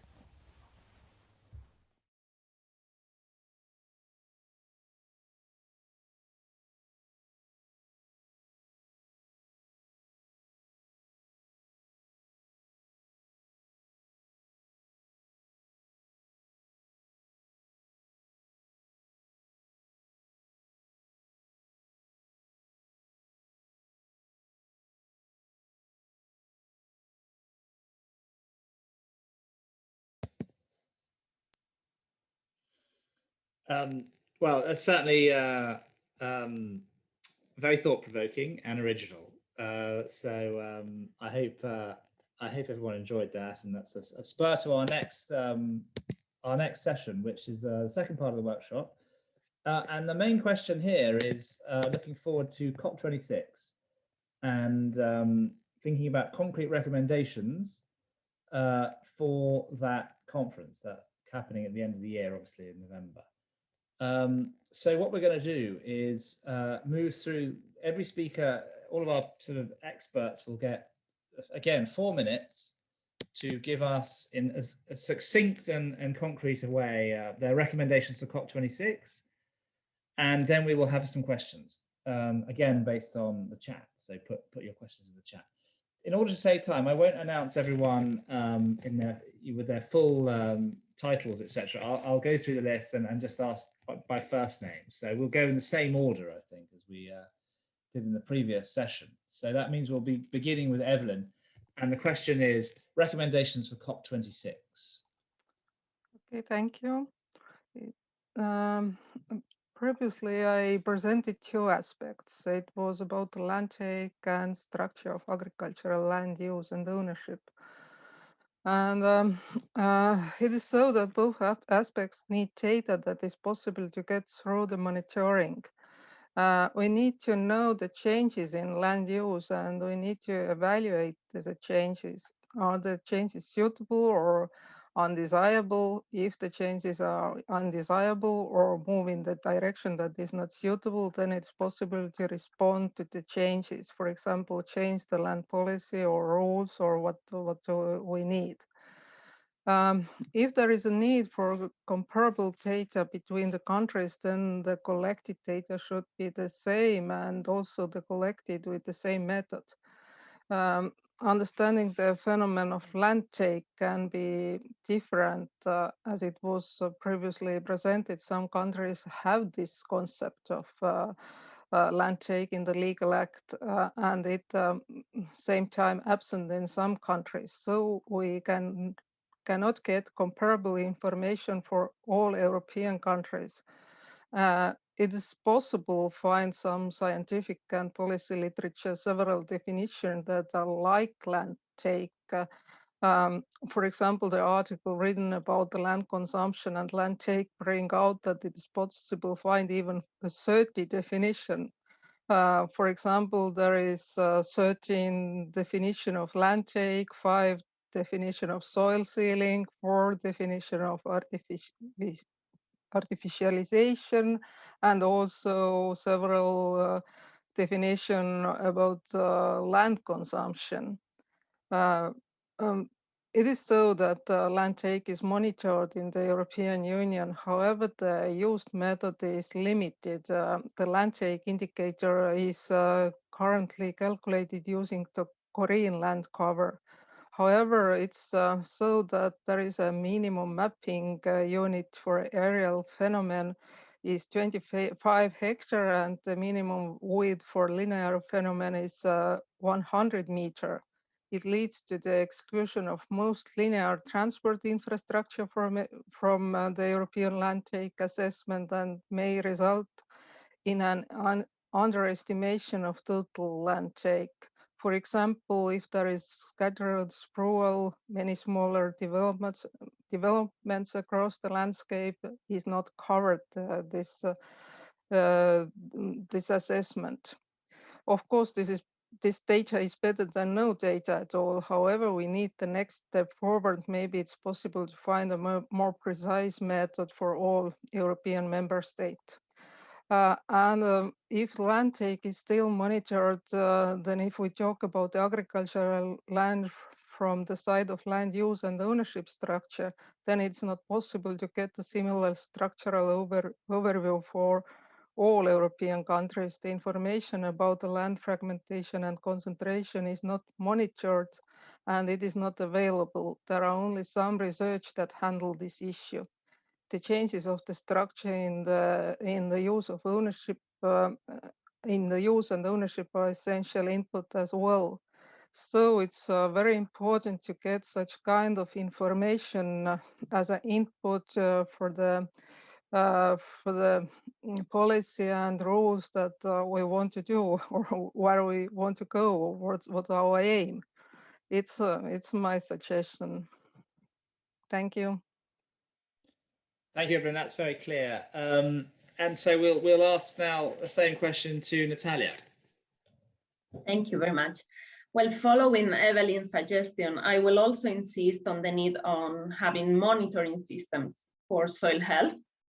And as a formulation or a suggestion for the COP, because I've seen the COP is addressing 4 main points: mitigation, adaptation, financing, and collaboration for climate change. And knowing that carbon markets are being discussed at the European level, but not only, also in other UN agencies, it's important that we understand that carbon in soils is essential. We need to enhance and conserve the content of soil organic carbon, but we also need to ensure that, as also the panelists mentioned, all the other ecosystem services are maintained and all the other soil properties are conserved and not affected by any initiative that promotes enhancing soil organic carbon.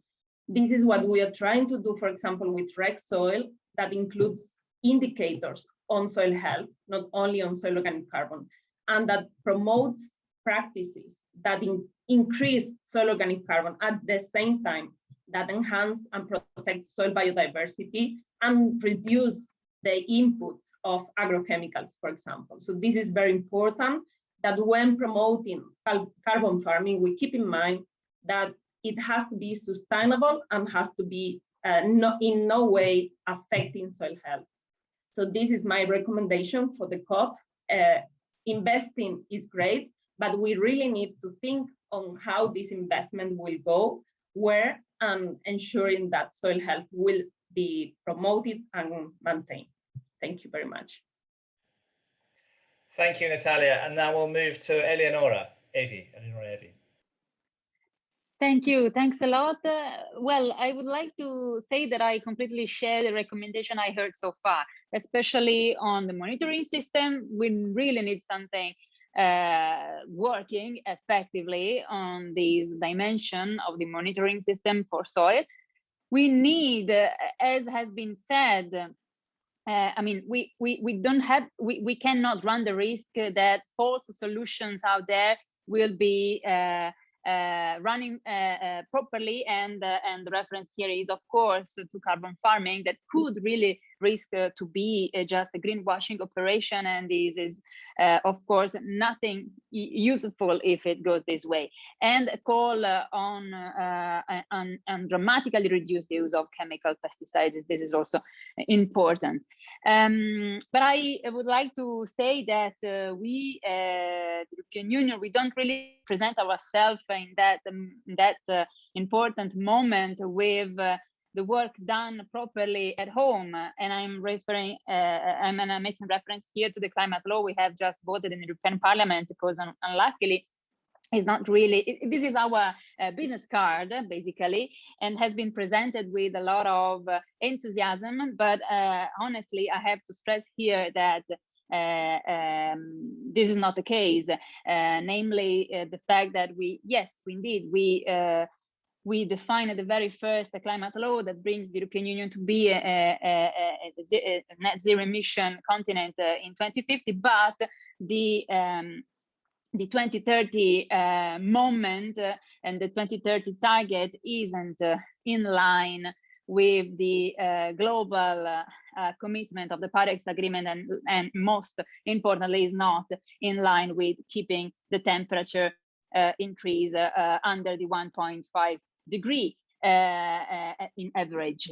Why? Because the cut of 55% is not enough. The science was very clear on that, asking for a reduction of 65% greenhouse gas emission in 2030. The European Parliament was asking 60% cut, but in the end, the agreement that has been signed refers to a 55% reduction target, which is not even an absolute target, because it is it includes the absorptions of sinks, of natural sinks and soils and forests, bringing in the end the absolute reduction of merely 52.8%, simply not enough. And we at Greens, we voted against this law, and this is a sort of alarm clock and how can I say, a strong pressure over the European Commission in order to make their works properly on the Fit for 2030 package. We are waiting in a couple of weeks, where we really need to be consistent and coherent, and I hope it will be so. And last word I would like to mention is that why we have failed so far in our international commitments, in particular on combating desertification and in restoring degraded land and soil and achieve a land degradation neutral world by 2030, because we didn't have any binding measures. Voluntary measures has been proven to be fail, and to fail we need binding measures also globally, and we have to fight. The European Union has to fight for that at the global level. Thank you. Thank you, Eleonora. That's again very clear, and I think the message is very well made. We'll move now then to Miklos Attila for his remarks. Thank you very much. Well, first of all, I think one recommendation is that I see that Mr. Soil would not be very happy to wash him down with glyphosate, and that I heard from his speech. So that's something that we need to take in consideration. Rather than to intensify farming and the stress on soil, is to cut down on that stress on soil. And while doing that, we need to look at who are those farmers that are cutting down the stress on soil by default, and by practicing agriculture also safeguard the environment and contribute to the alleviation of the climate crisis. So just if we give a number, in 39% of the European land area accounts for farmland. So if this is the case, why is that farmers and agriculture do not have a leading role in the restoration issues globally also? And why not bet on those ones who are farming and contributing to the climate alleviation at the same time? And I'm referring here to the hundreds of millions of small family farmers that are still predominant in shaping our food system and producing food for our planet while safeguarding our natural resources. So it's essential, I think, that to invite these people in, to hear their voices, to hear their proposals. It is crucial to recognize the role of farmers also, and to allow agriculture to play its role also in nature conservation, in soil conservation, and also to encourage non-industrial and organic peasant farming and agroecology. We were hearing, why talk so much about reinventing the wheel when it comes to farming practices? We heard here regenerative agriculture, carbon farming, while the obvious answer is in front of us and is already being practiced for a long time, but it's being destroyed. So why not then stop that destroying and reverse the process? And I think that is important to acknowledge when we come to a climate discussion. Also, we need to take care. We're talking about the carbon indeed, and of course, let's not trade and deal with carbon when it comes to soil and land.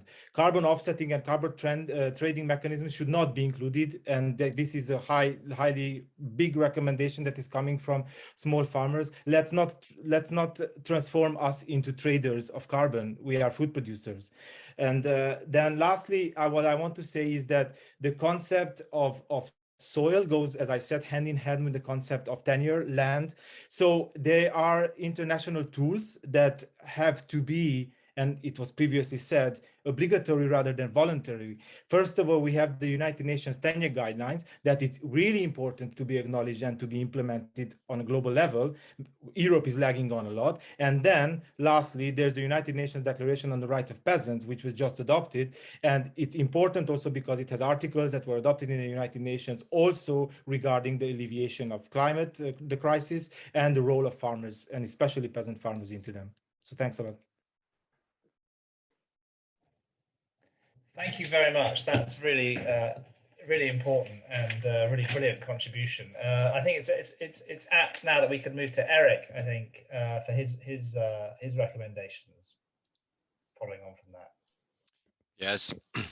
Thank you very much. I will rely on the input from my colleagues from IFOAM Organics International. But first, I must say, when I had the chance to participate myself to the UNFCCC negotiations almost 10 years ago now, the topic of agriculture was a highly contentious issue between the so-called developed country versus the developing countries, because many countries from the south have a high share of their emissions in the agriculture sector, not because they produce a lot of emissions, but simply because they have less emissions in the industry or in the transport sector.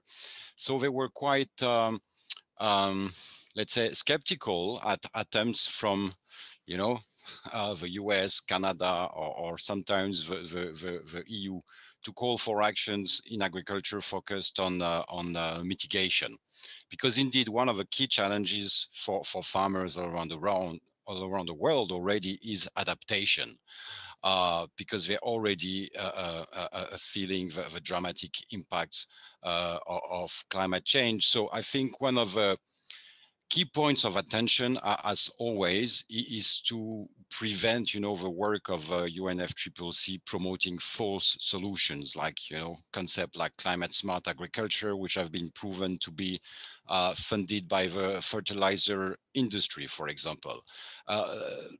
Like the representative from ECVC said, we have solutions already.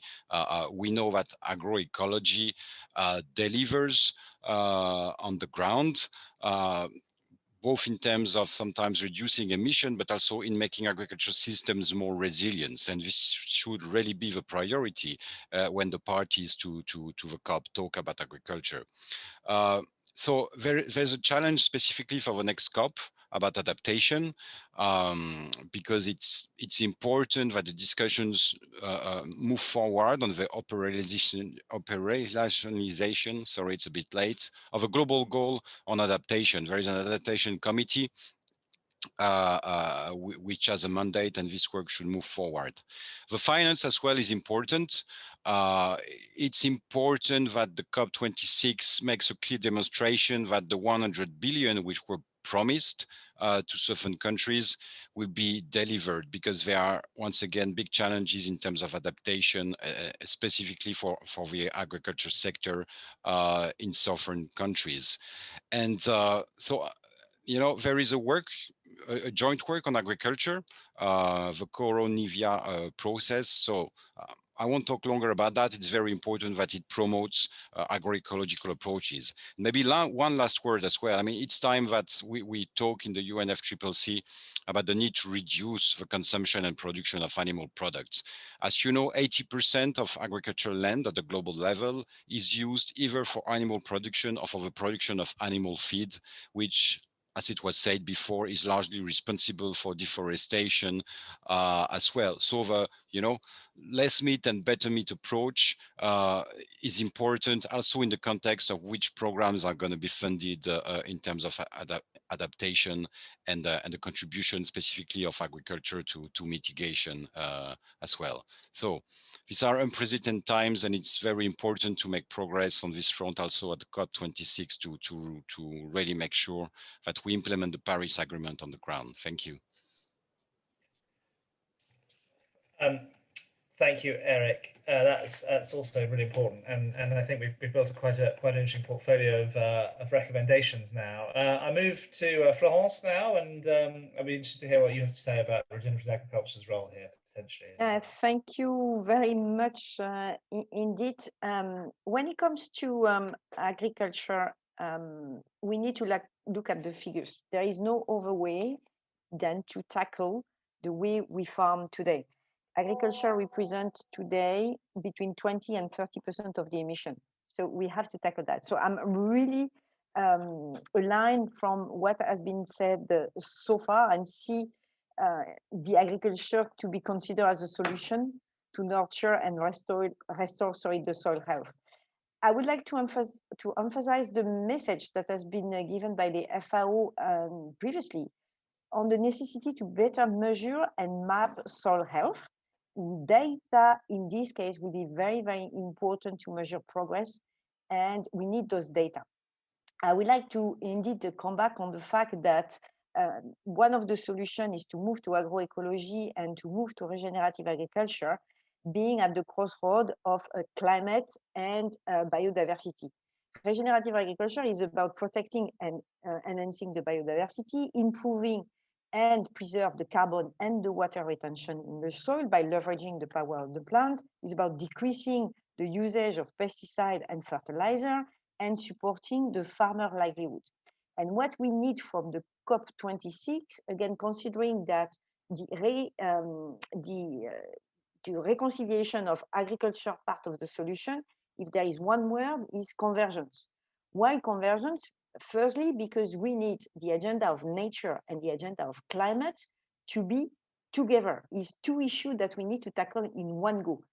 In order from the company, and especially the companies that are agriculture-centric, to be able forward, we need the policy and the measure regarding nature and climate to work in synergy and in an integrated way.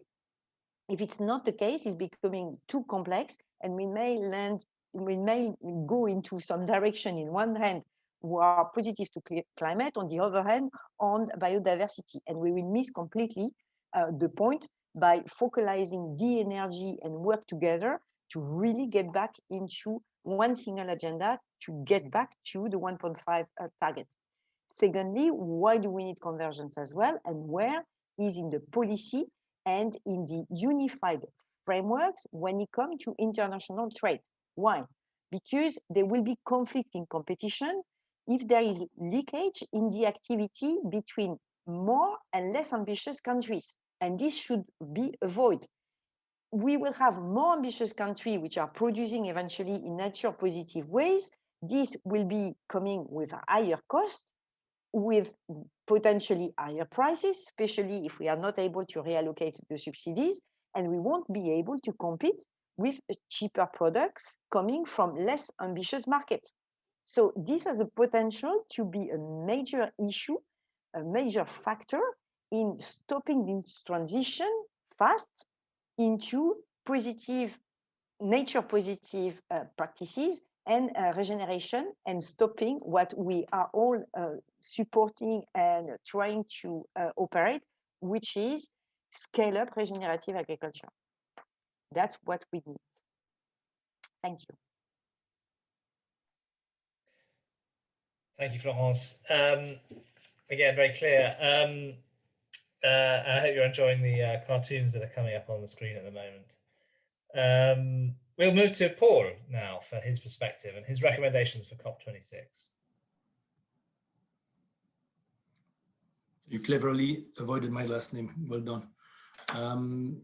What I would like to say for COP26 is, first of all, with things happening now, it might be virtual. You maybe already have your ticket, but I don't know what's going to happen.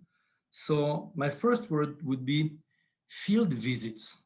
I do believe that we need to bring deciders more in the field to see things, touch things. So if ever the meetings are not taking place as planned, I would like to also do my part of this on the construction side.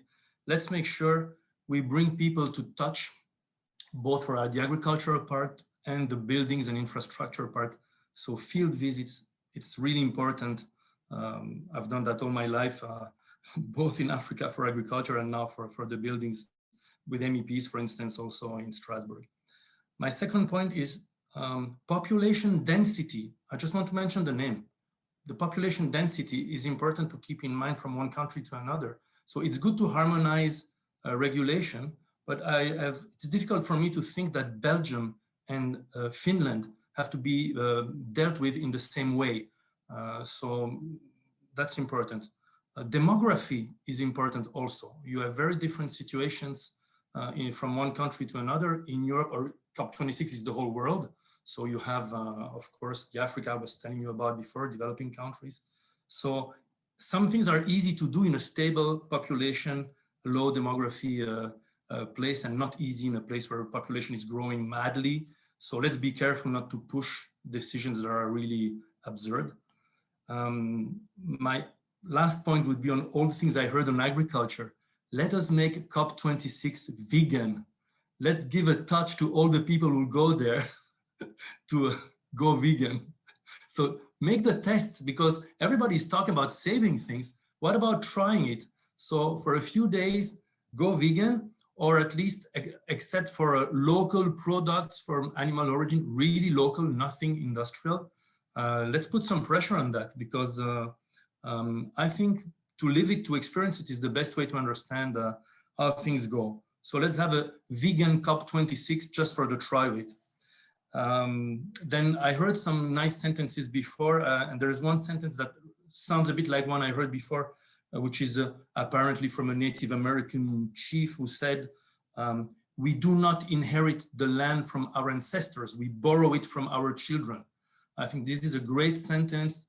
It was apparently said 200 years ago. I think that sentence is a good summary of the state of mind in which we should all be. So voilà, that's all from me, and thank you very much. And I hope I can get in touch. A lot of people ask me for contact, so I'll be happy to contact you later on. Thank you.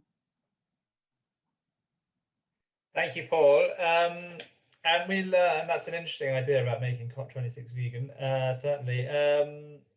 We've now moved to Matilde for her recommendations. Well, I have two short recommendations, very short, because I'm one of the last, so it's better to be short when you are in the end. So I listen and read all the observations, the things that everybody says and writes. And I have to say that probably two things is most important for me, because someone says that all the things that comes from policy. First of all, the decision comes from policy, and I think that I hope and I recommend that the policy will be more braver, because we are speaking about very serious stuff. And so it's important that the decision in the future will be in the right direction, but very, very soon. And the other recommendation, that is something that coming from my experience. So when I had this trial, I had so many people write to me and saying I was doing the right thing. And all the people that write to me was people all around Italy and all type of people. There were farmers, but there were constructors too. So what I mean is that we just can't go on if we don't speak each other as enemy. I mean, there is people that work against the soil, but we have to work together.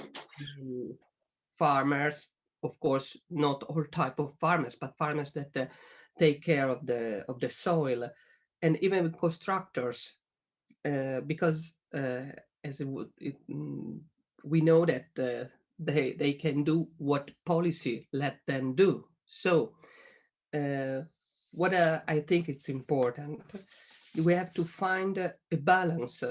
I know it's not easy, but I think it's the only way, and the policy, I repeat, has to mark the way. And I think if we are not able to do this, there will be just a fight again from economy, policy, and safeguard of soil. If these three things goes in three different directions, I think that everybody will lose. So my recommendation is to find a way. Thank you very much. Thank you. That's an upbeat and optimistic recommendation. So we'll move now to Arnd, and then after that we'll get to Sarah. Yeah, thank you. Yes, hello, thank you. So my recommendation would be that we need to do policies for farmers and with farmers. All around the world, we saw that when we do that, it works. Then, as it was said, I think we need to bring scientists and the civil society on fields, on farms, because we don't do agriculture in cities and in buildings. We do agriculture in the fields. So people will come to the field and they will see what we are doing today. Then I would say also that we don't need to reinvent the wheel with new expression and new words, because it brings a lot of confusion in the type of agriculture we want to do. Then about animals, I think we need animals. Just because we need to graze the mountain, we need also animals because they will help us to build up the organic matter content in the soil, because animals do organic fertilizer. So this is a way also to build soils. Then once again, I would ask to focus on results and not on means. So we need to protect the biodiversity to produce food. We need to do sustainable intensification, because the more we will produce, the less deforestation we will see all around the world. And then one more time, we need to sustain farmers' association, because the best way to scale up conservation agriculture is when we do transfer knowledge from one farmer to another farmer. Personally, I train farmers in France and all around the world. And if farmers want to switch from conventional agriculture to conservation agriculture, it's not because of European policy or whatever you want. It's because we know what is farming, and when we want to switch, we go to see another farmer, because we all have the soil in common. And all around the world, we know what is climate change. We know what is to lose the crop because of drought and floods. So the best way to do it, either you can be in Africa, in Europe, everywhere, it's to do transfer knowledge from farmers to farmers.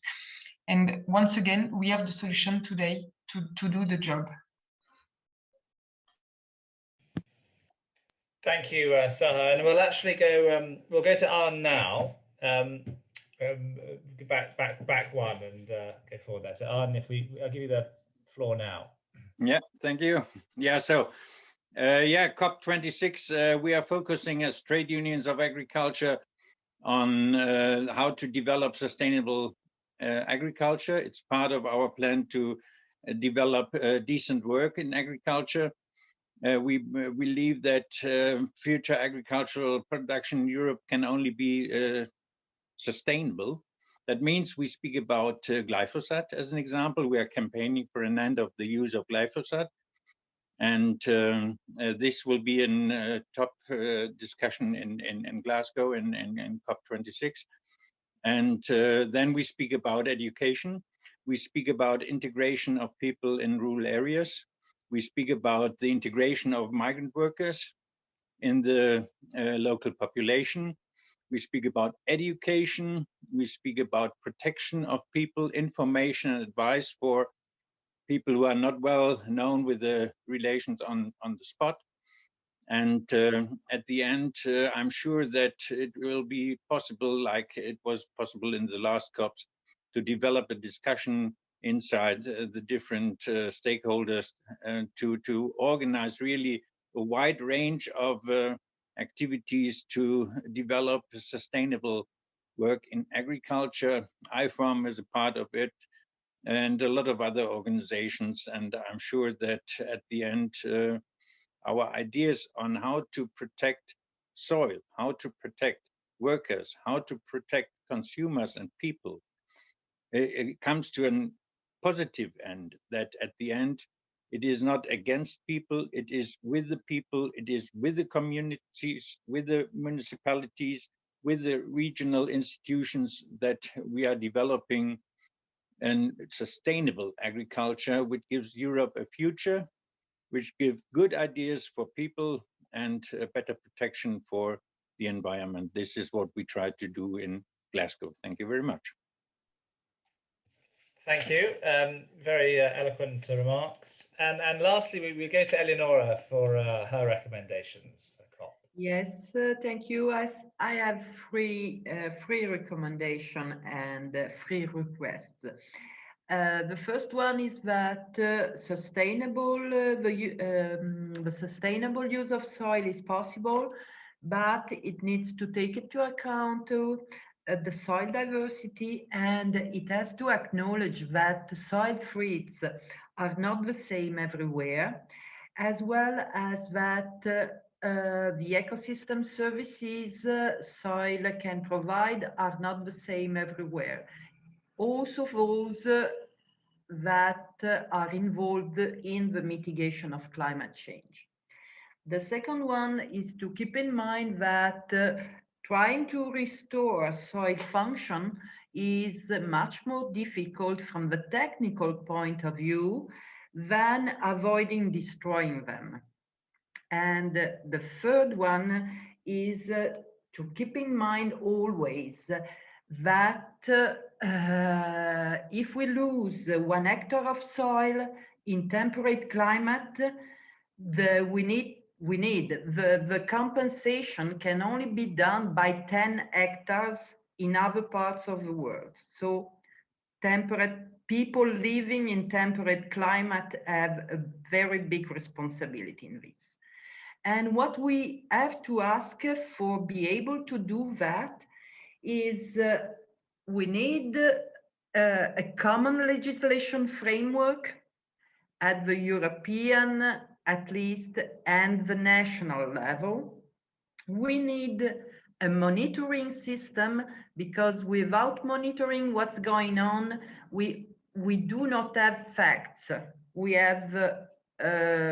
do not know if indeed our solution works.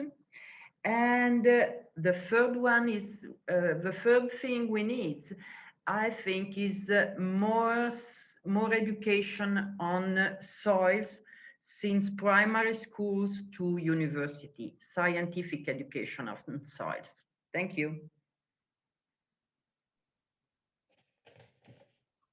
Thank you, Eleonora. And yes, I imagine that education is a very important aspect of it. Well, we've got time certainly for one question. at least. And the question comes from Luigi, and it's to all speakers. So I'll allow the speakers to sort of indicate in the chat whether they're happy to take the question on. It's a difficult question, but it's one of the big ones on everyone's minds, and it's this. Finding a good balance between enough food production and sustainable use of soil seems key. Can we produce enough food without needing more land or importing from countries that do use intensive farming? So pretty big question there. Does anyone want to volunteer to be the first to answer it? And I'll let you whoever it is, would just begin speaking. And okay, this is Eric speaking. I will give it a try. You know, I think the debate is not whether we need organic farming or more sustainable intensification, or, you know, the land sparing versus land sharing, because, you know, in the end, as I try to say, 80% of the land is used, agricultural land, for a production of animals or animal feed. And I once heard a French environment minister saying, you know, if you reduce the global consumption of animal products by 10% at the global level, you can feed 1 more billion people. So I think this should clearly be a priority, and it's not a matter of, you know, which farming systems you go to. And I will stop here and let the floor to other speakers. Maybe I will build on what has been said from a different angle. We need to realize that currently we are wasting 30%, 1/3 of the food that we are producing is going to the bin, or actually never reach the consumer. Is lost at different places depending on developing country and our mature market. Is at the beginning of the supply chain more in the south, and it's at the fridge or on the shelves when it comes to our country. So we can already today actually feed much more people than we do. And whatever solution, again, we will have to take into account the reduction of the waste. This is an imperative to get back to the planet boundaries on many aspects.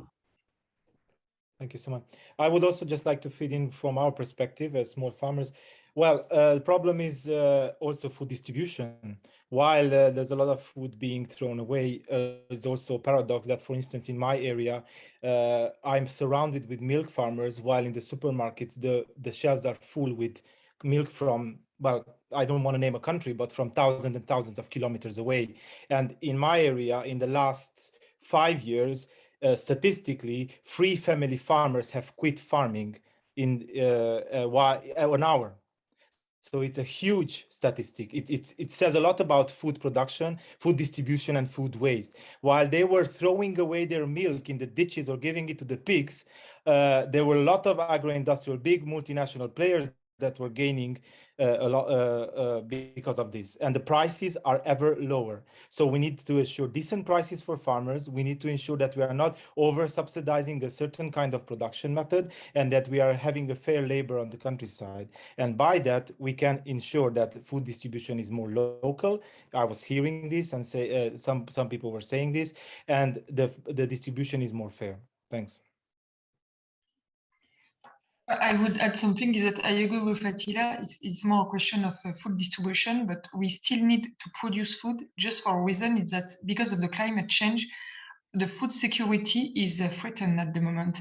We saw in France, we have many hail, floods, and droughts. And then it means that the food we used to produce by the past, today we have problems to produce that. And we see also that in Africa, in other countries. So in nature, we always have some waste. So it's natural to have waste at the end of the food system at the moment, but it's more a question of food distribution rather than a question of production.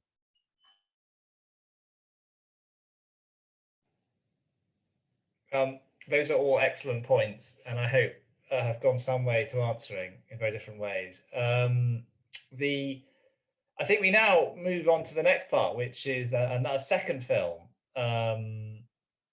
by Barbara Geiger, and I think the tech team is setting that up now. So this is a film called Rubricus Terrestris, which my poor Latin suggests to me as an earthworm, but we will see, no doubt. So looking forward to this.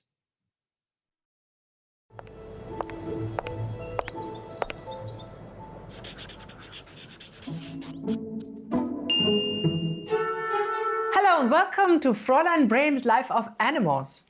Have you heard of Alfred Brehm and his wonderful Life of Animals? Back in the 1800s, it was a bestseller. Today, you're about to witness Fräulein Brehm's Life of Animals, and that Fräulein, that's me.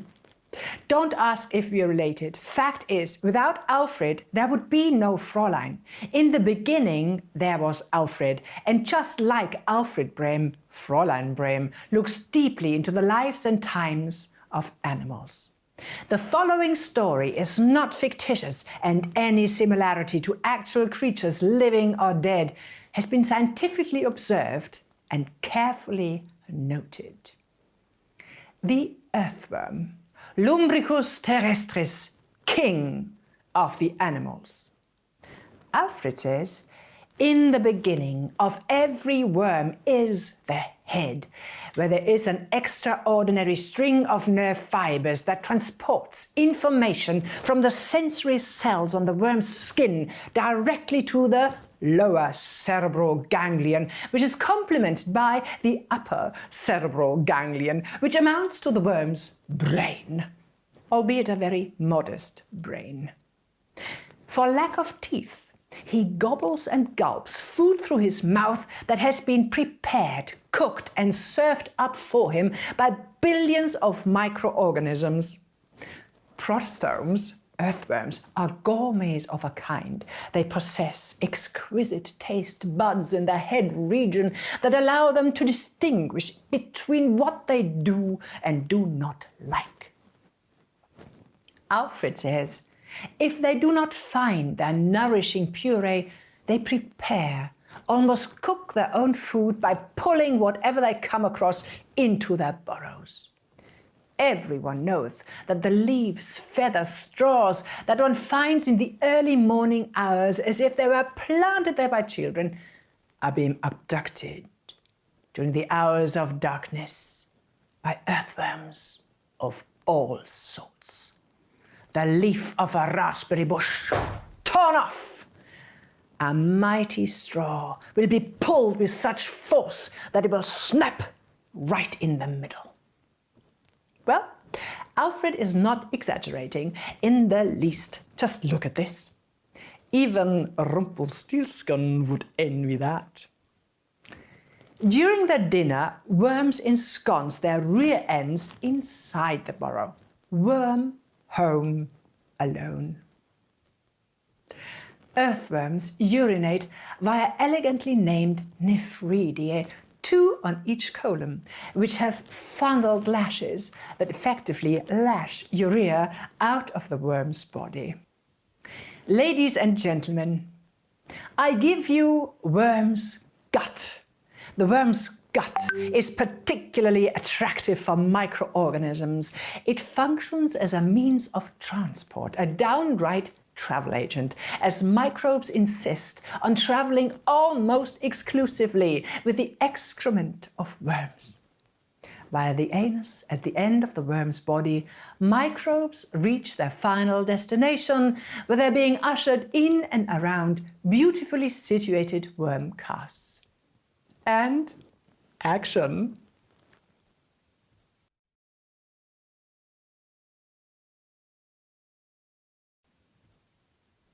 Took an hour to get this pretty worm to do this, mind. Worms, master plaster caster, castings extraordinaire. Lumbricus terrestris, profession, keeper of the Edaphon, Mother Earth, and potential savior of the climate.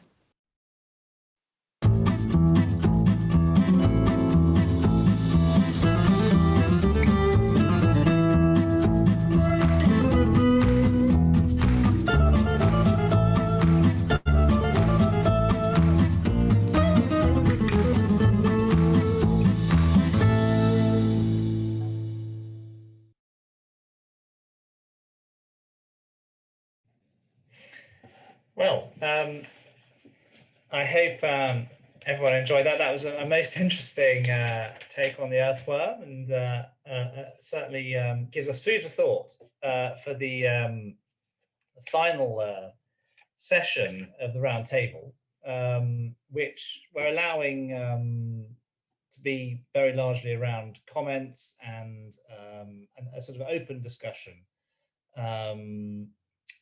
about all the things we've seen today, and looking forward to COP as well. So, but for this one, we have 3 panelists, and I think in order to save a bit of time, I'll introduce them all in one group, and then I'll give them a chance to respond and to give their thoughts on what we've heard in the whole workshop so far. And they'll have 4 minutes to give those thoughts. So we've got Edvard Müller, who is the founder and rector of the University for International Cooperation in San Jose in Costa Rica, and leader of the Regenerative Costa Rica Initiative. And he's joined by Martina Comparelli, who is the Italian spokesperson for the Fridays for Future movement. So very excited to have her here. And we also have Hannes Lorentzen, who is president of ARC Agriculture and Rural Prevention, and based in Brussels. So I gather that Edvard is having some difficulty with his internet connection, but if his internet connection is working, then you have 4 minutes to give some impressions on the whole workshop, and then we'll move on to Martina and then to Hannes, and then we'll have some questions from the chat. So Edvard, if you're there and you've got an internet connection, I hand the floor to you.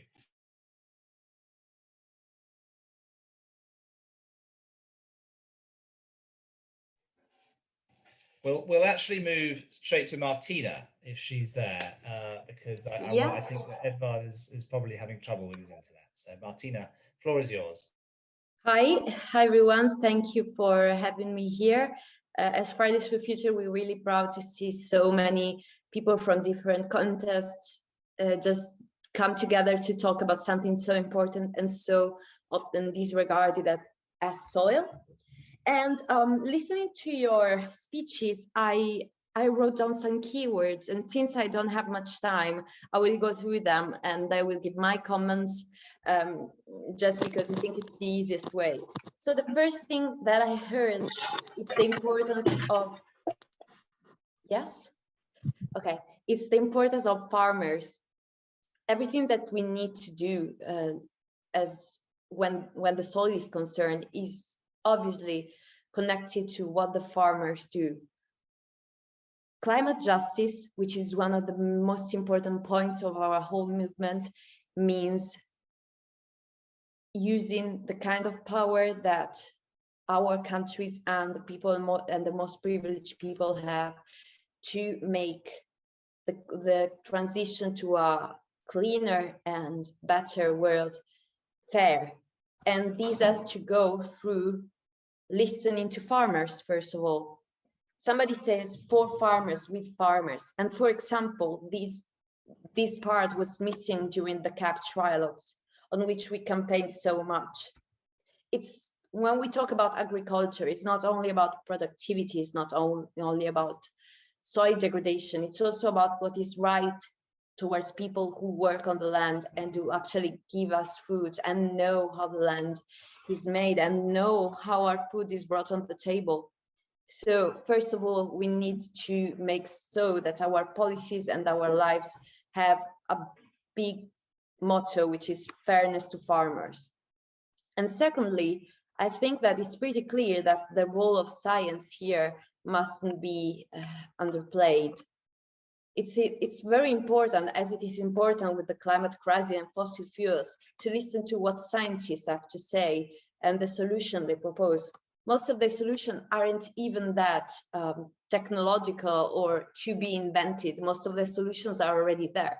We need to cut with some pesticides. We need to keep our soil healthy, because it's not only about us and our food, it's also because the future generation will have no soil, no good and productive soil to live on if we keep going like that.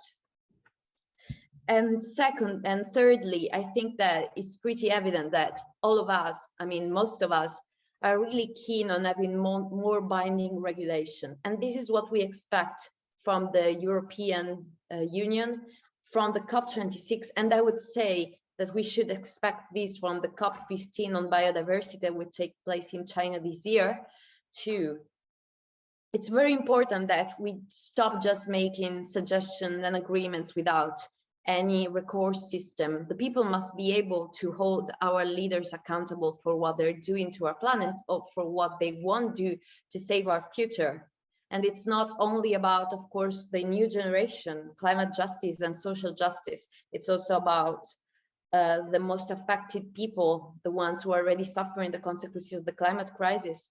And what we do to our soil here has impacts all over the world on the lives and the livelihoods of those people who are already living through the consequences, to the worst consequences of the climate crisis. And it's not only about climate, of course, it's also about biodiversity. And that's why we need to talk and think about COP15 too. We need to keep our eyes on COP15 too. Finally, I would like to go through something that I think has been a little bit missing from this conversation, and I hope this can be a suggestion for for further discussion and sharing among us. I think that the problem of accountability of our leaders, and not only our leaders, should be discussed more. There's been a severe lack of transparency from the European Council when the trial for the CAP was held. And as activists, we think that we should be considered as stakeholders, and farmers should be considered as stakeholders, whereas it has been evident that a lot of lobbyists has been considered, well, not us. And I think that we should start looking deeply and with a very strict eye to the lobbies of the agricultural world that often damage other farmers that trying to do things the right ways. We always talk about the fossil fuel lobbies. We should start looking at the agricultural lobbies such as Copa-Cogeca and try to see how the big farming industry are kicking out of the market a lot of small and medium farmers. And the consequences on the health and mental health on these farmers are horrible. And finally, I would like to underline the problems of greenwashing and the guilt on the individuals. It's of course true that a vegan diet would be very important as a global change.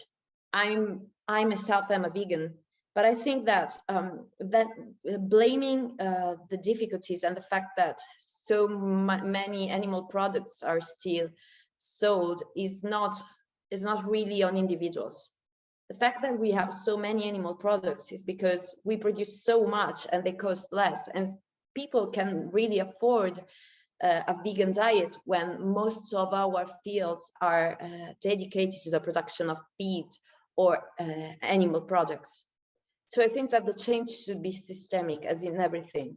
Of course, I encourage a vegan diet, but this doesn't depend on us. This depends on collective effort to change the system we live in, to change the way we conceive ourselves and our relations with the soil, because it's not about us being on the soil, it's about us being part of a system, of the earth system. And we need to be aware of the fact that even if we're all in this together, some people are getting away with what they're doing, and we mustn't let them. Thank you. Thank you, Martina. Those are really important points and very well made. And your movement is doing an awful lot to highlight these troubles and really get things done. So thanks for what you do.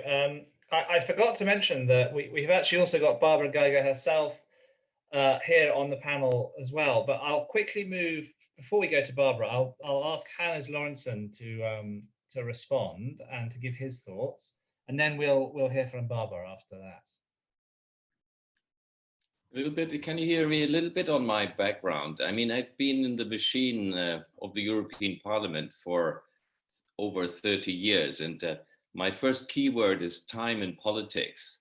Eric mentioned earlier that 15 years ago, the Commission already tried to launch a soil directive, which ended with 0 because member states were opposing it.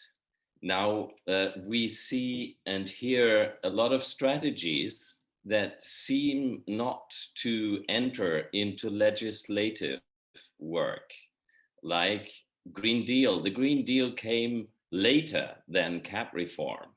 The pressure, of course, is very high, but it seems that the time needed to put it into legislative work is enormous.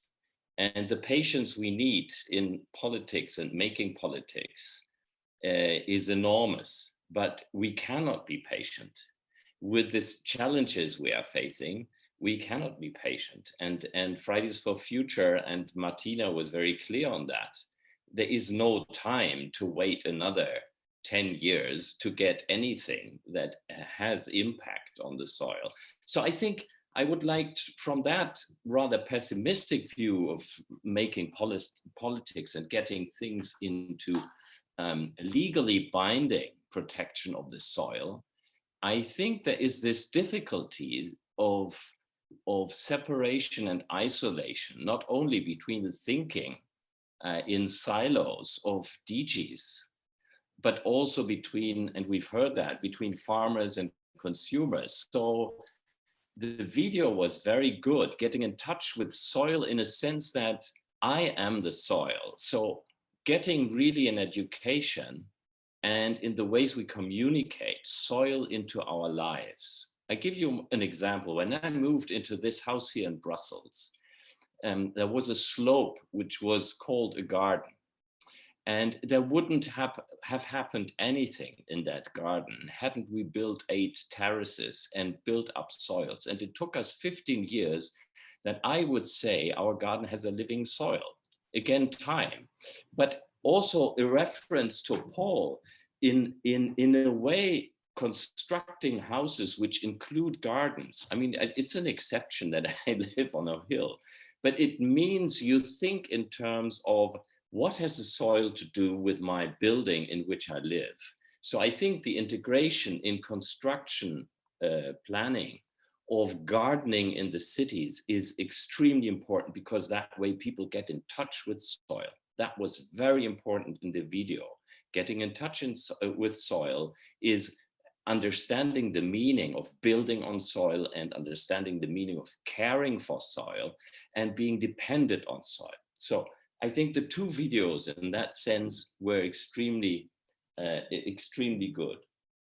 Another thing I would like to mention, which came up in my mind, I mean, thinking of organic farming and the goal of getting 25% of organic by, I don't know which year it is now, is a great idea, but there is still the notion as if organic farming was the exception and the rule is conventional farming. I think we have to reverse it. I think the rule of farming should be a sustainable way of dealing with it. And then the whole legislation is reversed, because then the conventional farming has to adapt within a certain time to the rule, which is organic or which is regenerative. Let's not discuss that into details. But I think that it's always the perspective that we need that needs to be reversed and integrates. There's too much isolation in all the dialogues, in all the way we are talking to each other. And I agree, farmers, yes, should have more networking, more exchange of good practices, but that is the same is needed for the conversations we are doing between everybody dealing with soil, and that's almost everybody. So when we look at COP26, this is an intermediate step. And I think the question that comes to me, I mean, having now analyzed, ARC has analyzed all the CAP reform, which in my view is looking at the challenges, is a disaster. It's a disaster because it doesn't integrate all the nice strategic flowers around the Green Deal. It doesn't integrate a vision for rural Europe by 2040. It doesn't integrate the biodiversity strategy. It's up to the member states to integrate it. Okay, let's be a little optimistic like Eric and say, let's push that the member states take it in the coming years, but it's planned for until 2027. And I think on the strategic plans, we really have to be pushing the Commission to keep a common framework so that member states cannot just evade in all directions, say, well, in our case, it's not really needed, let the others do it. So politically spoken, I think this moment is key, of course, to do such a conference on soil.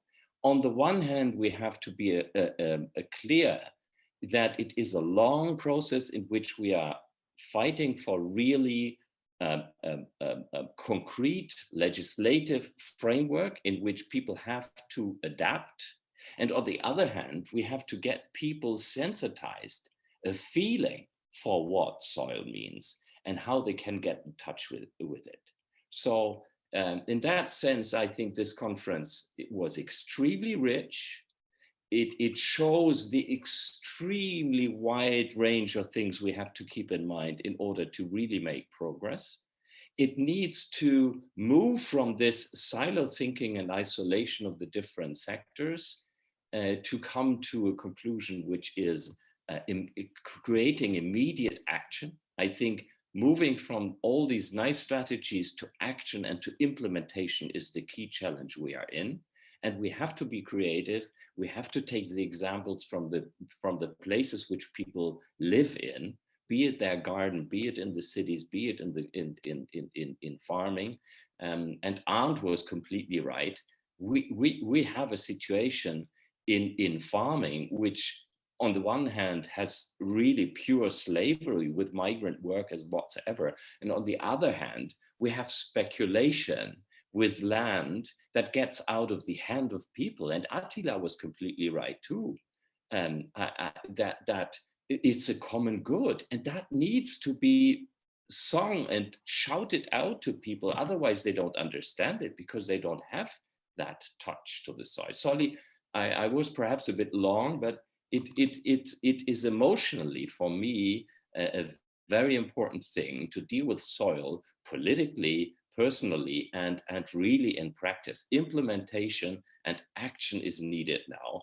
15 years to get a directive which then is buried, and another nice strategy is certainly not enough. Thank you.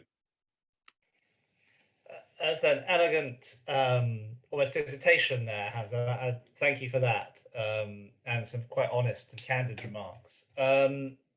So it's a good moment then to move to Barbara and to hear what she has to say, and also to thank her for her brilliant work for the film. But Barbara, if you're there, then the floor is yours. So I've unmuted myself. Hello, everyone. Thank you very much for having me. And thank you very much for sharing all these wonderful thoughts with us and trying to pull the wagon to get this soil off the ground, basically. I'm an actress, and when I started working on soil, or not on soil, but on earthworms, because I'm dealing with animals, obviously, I felt like the whole subject matter, I felt like the emperor's new clothes. The soil is the most precious thing we have, and the things we put in our mouths, which is food, is the most precious thing we have. This is the most intimate thing we do, and yet the two things are not connected. And so with the play, because it's a play that's basically about an hour long, I actually reach out to the souls of the wider public. And it's correct. I've been asked by the UN and by school children, and they all come and they go.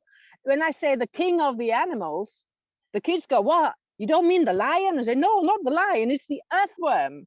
And then what can you eat without the earthworm? It makes the soil. And that clicks in people's minds, and that makes them understand. So I'm very fortunate that I've done that. In 2013, I wrote this play, and every year I write a new play. And right now I'm doing one on chicken.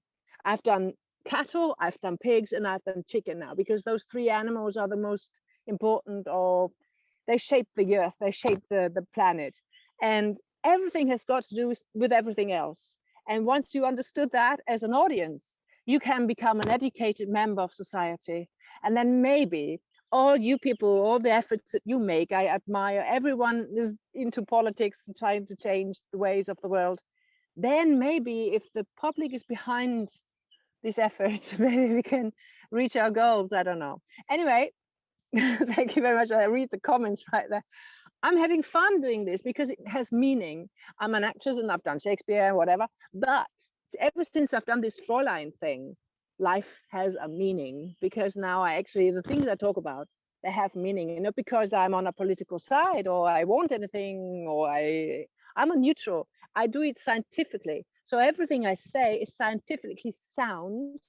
So NGOs can use this message, but also political parties can use it for their own aims, because it's a neutral package. It can be shown, because nothing I say is wrong, and I don't have any advantage.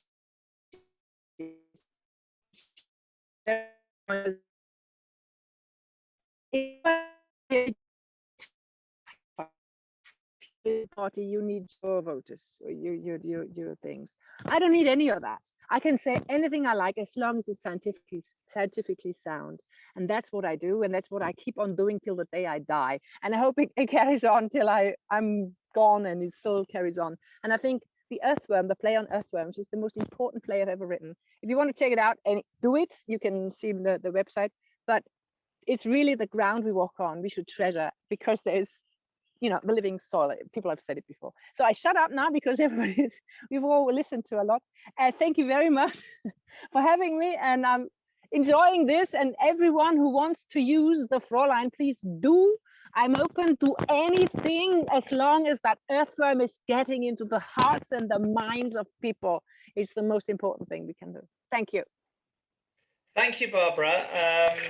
We really enjoyed the film, and you know, I think we are doing excellent. Thank you. It's very impressive that you've taken up this huge challenge. So we have a couple of questions. We have about 15 minutes left.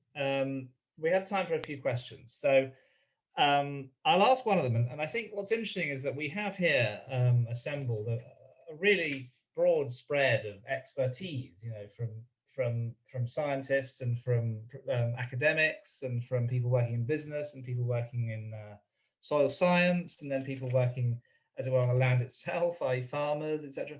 So the question is about civil society, and how civil society could be mobilized, as it were, to defend soil. So I think what Barbara's trying to do, and other people are trying to do, is sort of take what is quite an intuitive idea, that soil is food, etc., and life, and turn that into something that then becomes certainly more knowledgeable, building the knowledge base, but then also turning that into action at political levels. So the question is, what is the role of civil society? And given that civil society does know quite a lot about soil, or it knows it's very important, but there are conflicting messages, and I think quite a those have been raised. You know, there's a threat of greenwash, etc., and there's some trade-offs.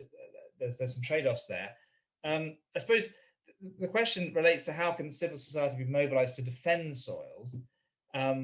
People have raised big questions around veganism, around priorities, around the trade-offs potentially between a climate policy and a biodiversity policy.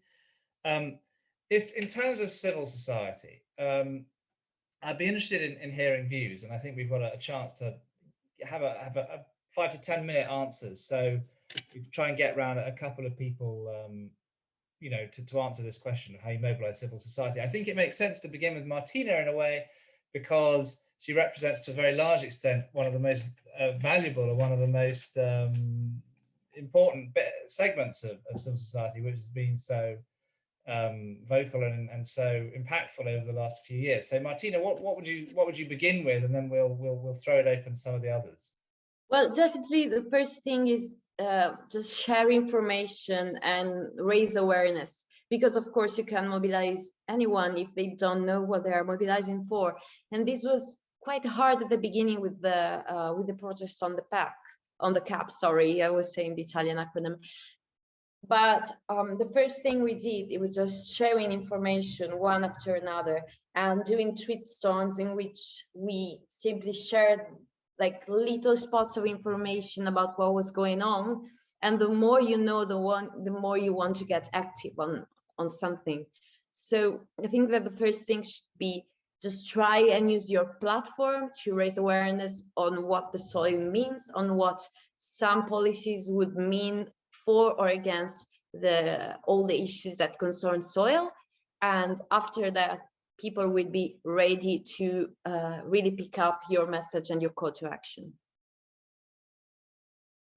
It sounds very sensible and a very good idea, and it's something that's really moving on a huge amount in the last few years, I think. So Hans, do you have a particular line there on civil society? And you've obviously done a lot of work on the hard edge of the politics of this.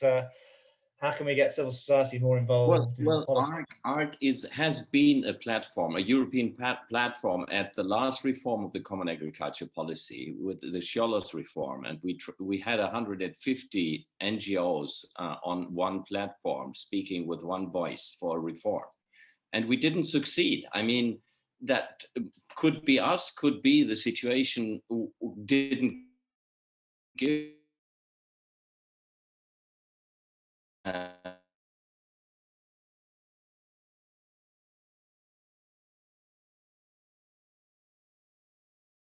We are working intensively into the strategic plans. So what we are doing, we are mobilizing people to have a look at the strategic plans and intervene and put pressure on member states. So we try to keep a European working together in national level where the cap now is.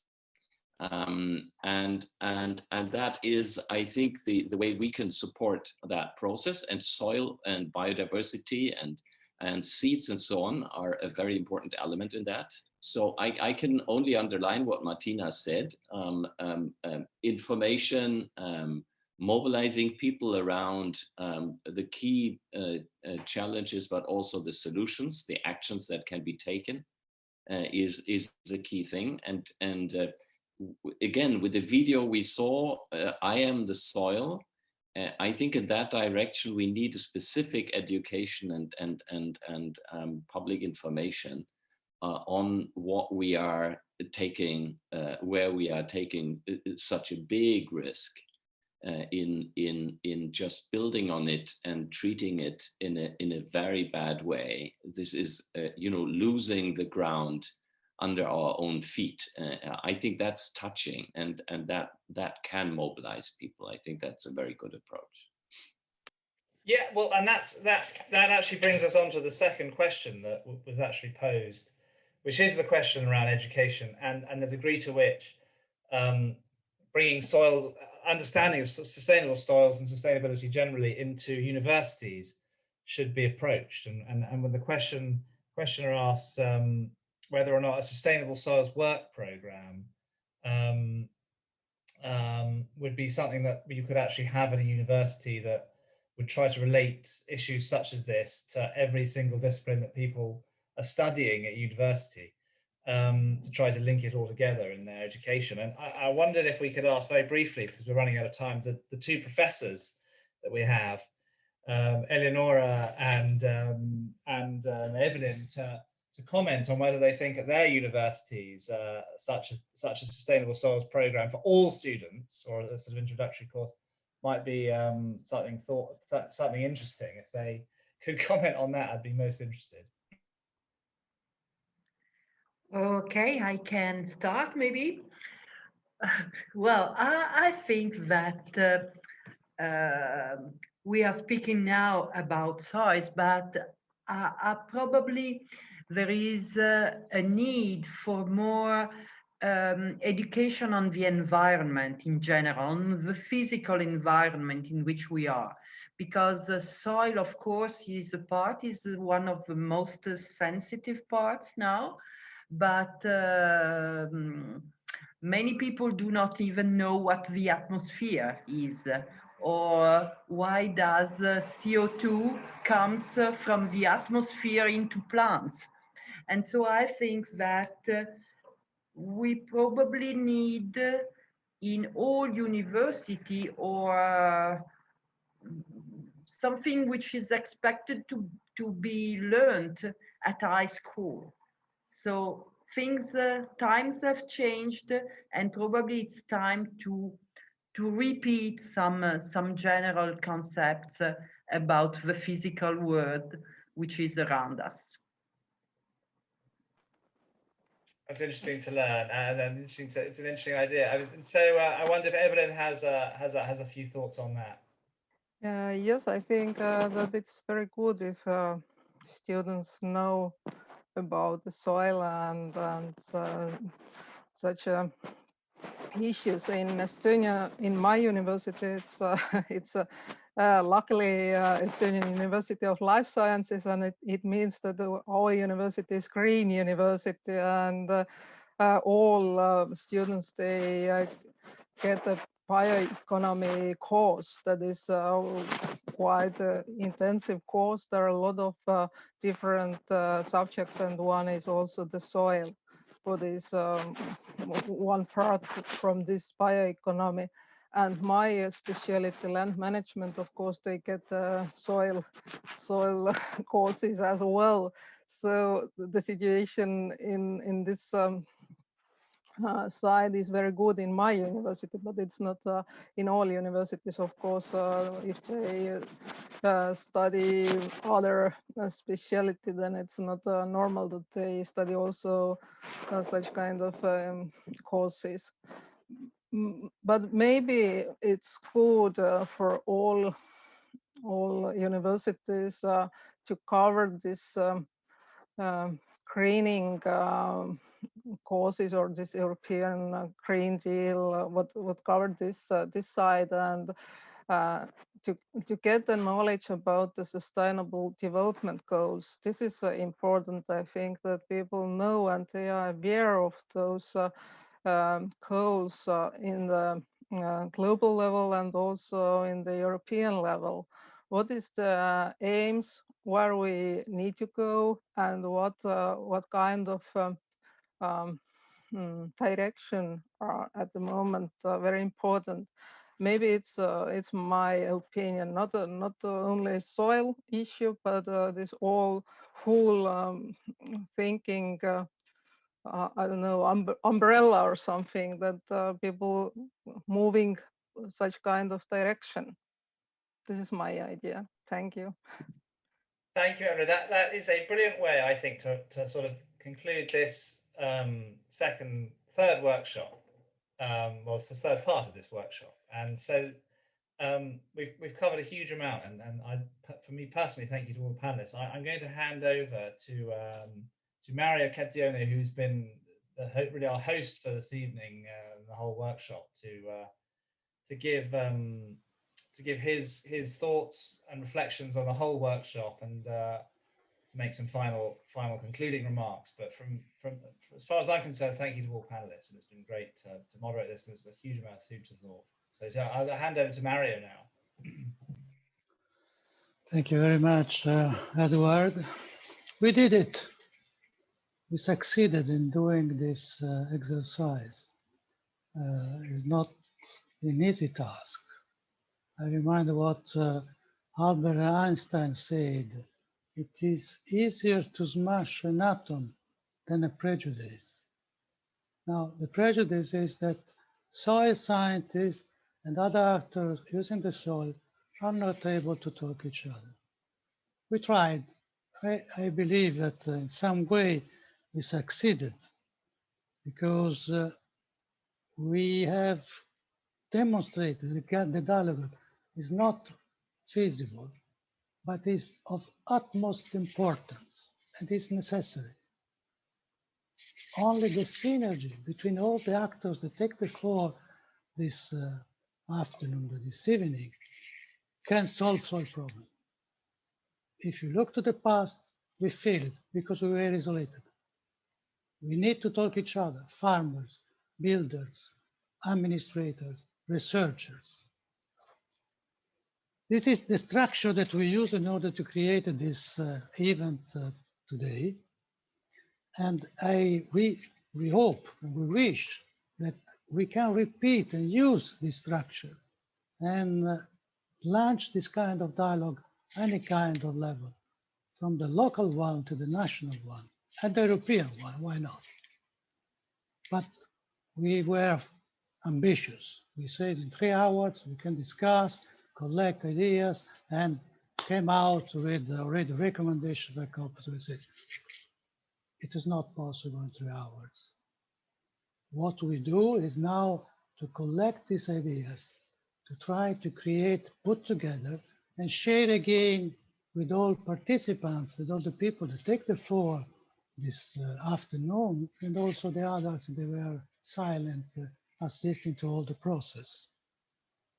But before to close this event, let me thanks, first of all, the speakers. They accepted to play a different way. The speakers are used to take the floor and talk for their minutes without having this pressure to listen to the others, to understand, and to cope with different ideas in the real time. We hope they enjoy this experience. Thanks. Thanks to Edward, our kind moderator that was able to approach the people with empathy and soliciting their ideas and vision. But more than others, thanks all the Eton people who made possible this event. Without their availability, we never succeed. Thanks Dorelia, thanks Agnes, thanks Maurizia, Silvia, Lorenza, Miranda, Claudia, Francesca, Luigi, Marco, Massimiliano, Giovanni. And of course, the last very big thing, thanks, is to all participants that attended this meeting. There are a lot of things. You have the family obligation. You have the jet lags distance. You have the match of football going around in every part of Europe. And despite this, we had more than 250 people that registered, almost 100 that were present during this exercise, and covering majority nations, majority countries in Europe, also from America, Asia, from Latin America, from Vietnam, from Turkey. I think we cannot imagine this reality when we start initiating to create this event. Thanks a lot to everybody. Thank you.